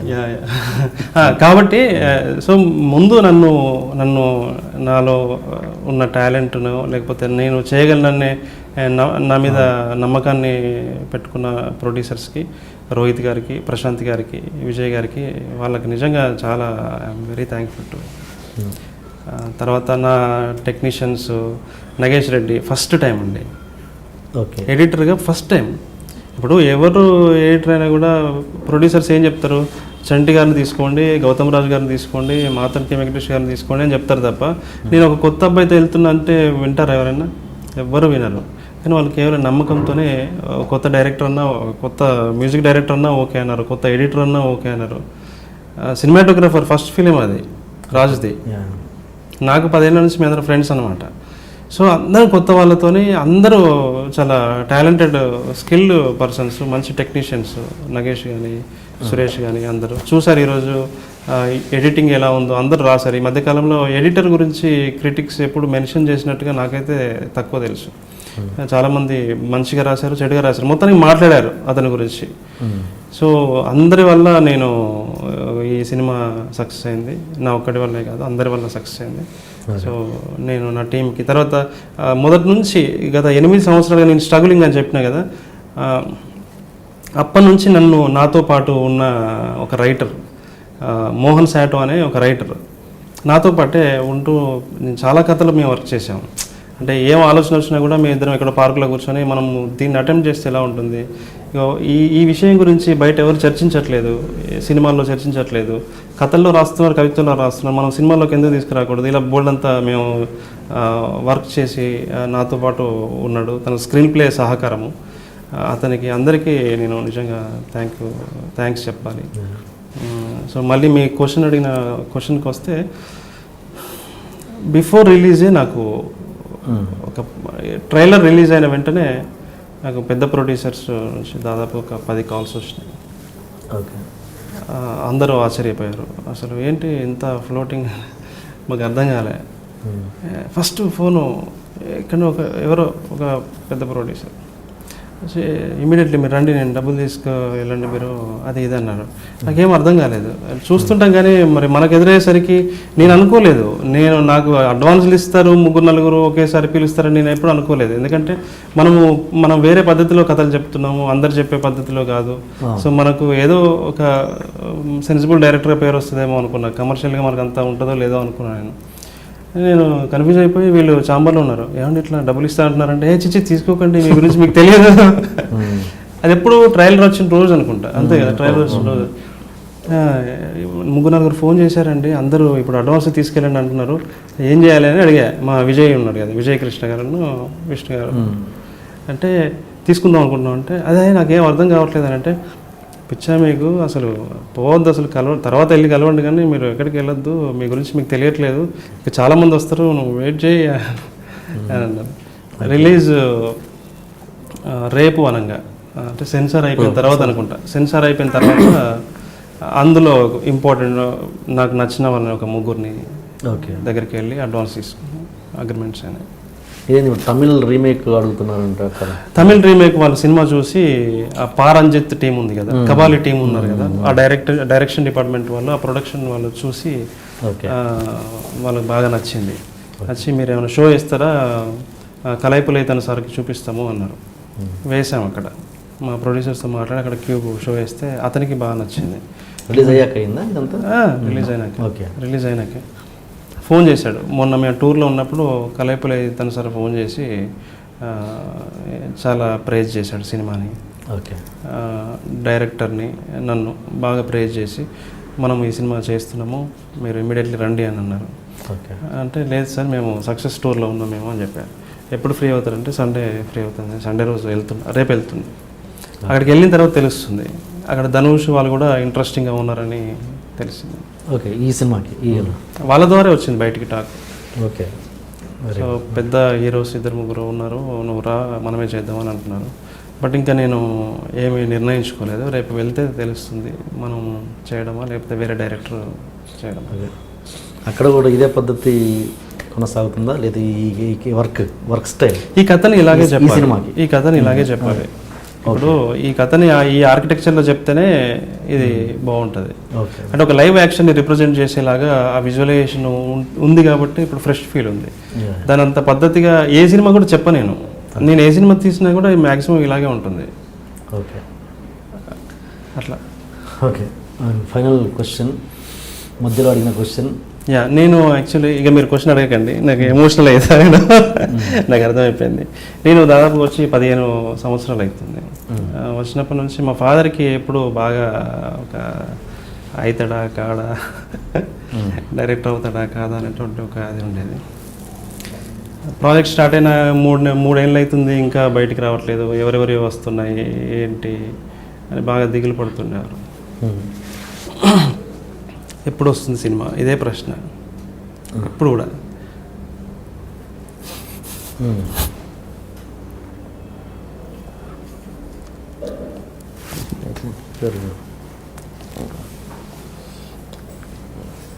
క్యారెన్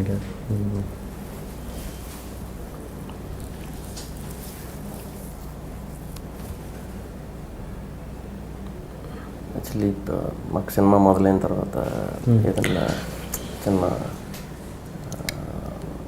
ఇదొక్కటే మాకు వెళ్తి, అదొక్కటే కింద అందరూ ఫీల్ అవుతున్నాం. కొన్నిసార్లు జరుగుతాయి అలాగే, సక్సెస్ చూసుంటే అది వేరే. అవునవును, కానీ ఆయన వదిలిన సక్సెస్ మాకు ఇది. ఇది నాది ఒకే కదా.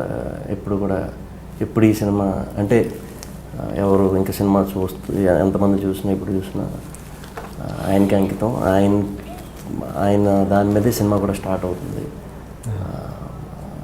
అది కొంచెం ఎమోషనల్ యాక్చువల్లీ. మాకే అది తట్టుకోలేని ఇది, ఎలా రియాక్ట్ అవ్వాలి కూడా అర్థం లేదు అప్పుడు. కరెక్ట్గా మా మ్యూజిక్ డైరెక్టర్ వాళ్ళు కూడా కరెక్ట్ ఒక 10 రోజుల ముందు ఎక్స్పైర్ అయ్యారు, దానికి 10 రోజుల ముందు. సో ఏంటిది ఎలా జరుగుతుందని మ్యూజిక్ డైరెక్టర్ వాళ్ళ ఫాదర్ కూడా ఎక్స్పైర్ అయ్యారు. ఏ సినిమా రిలీజ్ బిఫోర్ 10 రోజుల ముందు, ఈ ఇన్సిడెంట్ 10 రోజుల ముందు వాళ్ళ ఫాదర్ చనిపోయారు, తర్వాత ఓకే దానికి మేము అందరం ఉండవలసిన సమయం అది అక్కడ. కొంచెం అది కొంచెం కాదు, మాకేమన్నా బాధ కలిగింది ఈ జర్నీలో అంటే ఇదొక్కటే ఒక్క 10 రోజులు ఇదైనా చాలా సంతోషించేవాళ్ళం. అంటే చూడాలని ఉంటుంది కదా, ఖచ్చితంగా ఉంటుంది. అది ఎప్పటి నుంచో వెయిటింగ్ కదా. సో నేను ఏమనుకోవటం, ఆయన ఎక్కడున్నా కూడా ఆయన ఆశీస్సులు మా అందరికీ ఉంటాయి. ప్లస్ ఈ సినిమా మేము ఎప్పుడు ఈ సినిమా గురించి మాట్లాడుకున్నా ఎప్పుడు గుర్తుండే ఒకే ఒక్క ఇది ఆయనే అవుతారు మాకు ఈ సినిమా. చెప్పానండి, నాతో అటాచ్మెంట్ చెప్పదు, మధ్యలో కట్ చేశారు. అటాచ్మెంట్ చెప్పదంటే సంథింగ్ ఇన్స్పైరింగ్గా ఉంటుంది కాబట్టి అడుగుతున్నాను.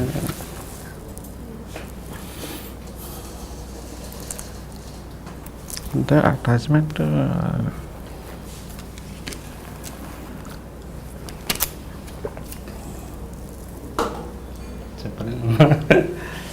లేదు అనేది కొంతమందికి ఇన్స్పైరింగ్గా ఉంటుంది. అందుకోసం నేను నీ స్వార్థం కోసం కాదు, జనాల గురించి చెప్పు, ప్రేక్షకుల గురించి చెప్పు, అప్కమింగ్ డైరెక్టర్స్ గురించి చెప్పు.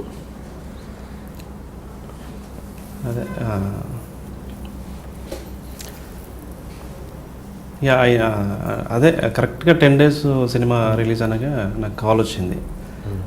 ఫాదర్ కొంచెం సీరియస్గా ఉన్నారు, మాటలు రావట్లేదు అని చెప్పేసి.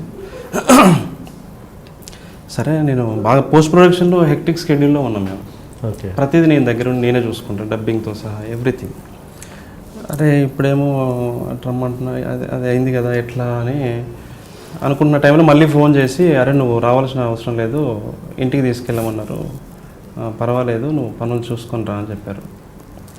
నాకెందుకు అనిపించింది ఆగిపోయినవన్నీ మళ్ళీ వెళ్దాంలే అని చెప్పి బయలుదేరా. 6కి 7:30కి బయలుదేరాను.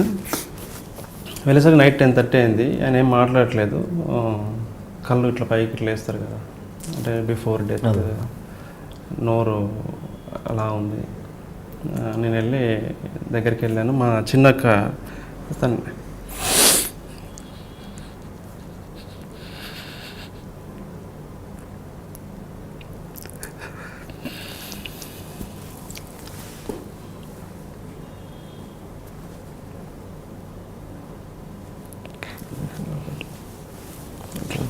సర్లేండి. అది డెఫినెట్గా ఎంత ఎమోషనల్గా ఉన్నావో, ఎంత బాండింగ్ ఉందన్నది తెలుస్తుంది. డెఫినెట్గా అది సక్సెస్ డెఫినెట్గా ఖచ్చితంగా పైనుంచి చూస్తారు. అంటే ఎందుకు ఈ సినిమాకి అప్పటికి అయిపోయిందా, ఫస్ట్ కాపీ వచ్చేసింది అప్పటికి? రాలేదండి, వస్తుంది. అంటే 1-2 డేస్లో అంటే సెన్సార్కి సబ్మిట్ చేయాలి. హడావుల్లో ఉన్నాము. డేట్ అనుకున్నాము, సెన్సార్కి సబ్మిట్ చేయాలి కదా. ముందు తొందరగా ముందు సెన్సార్ కన్నా పంపించేద్దాం, మనకు టైం సరిపోదు అనే టెన్షన్లో ఉన్నాం అందరం.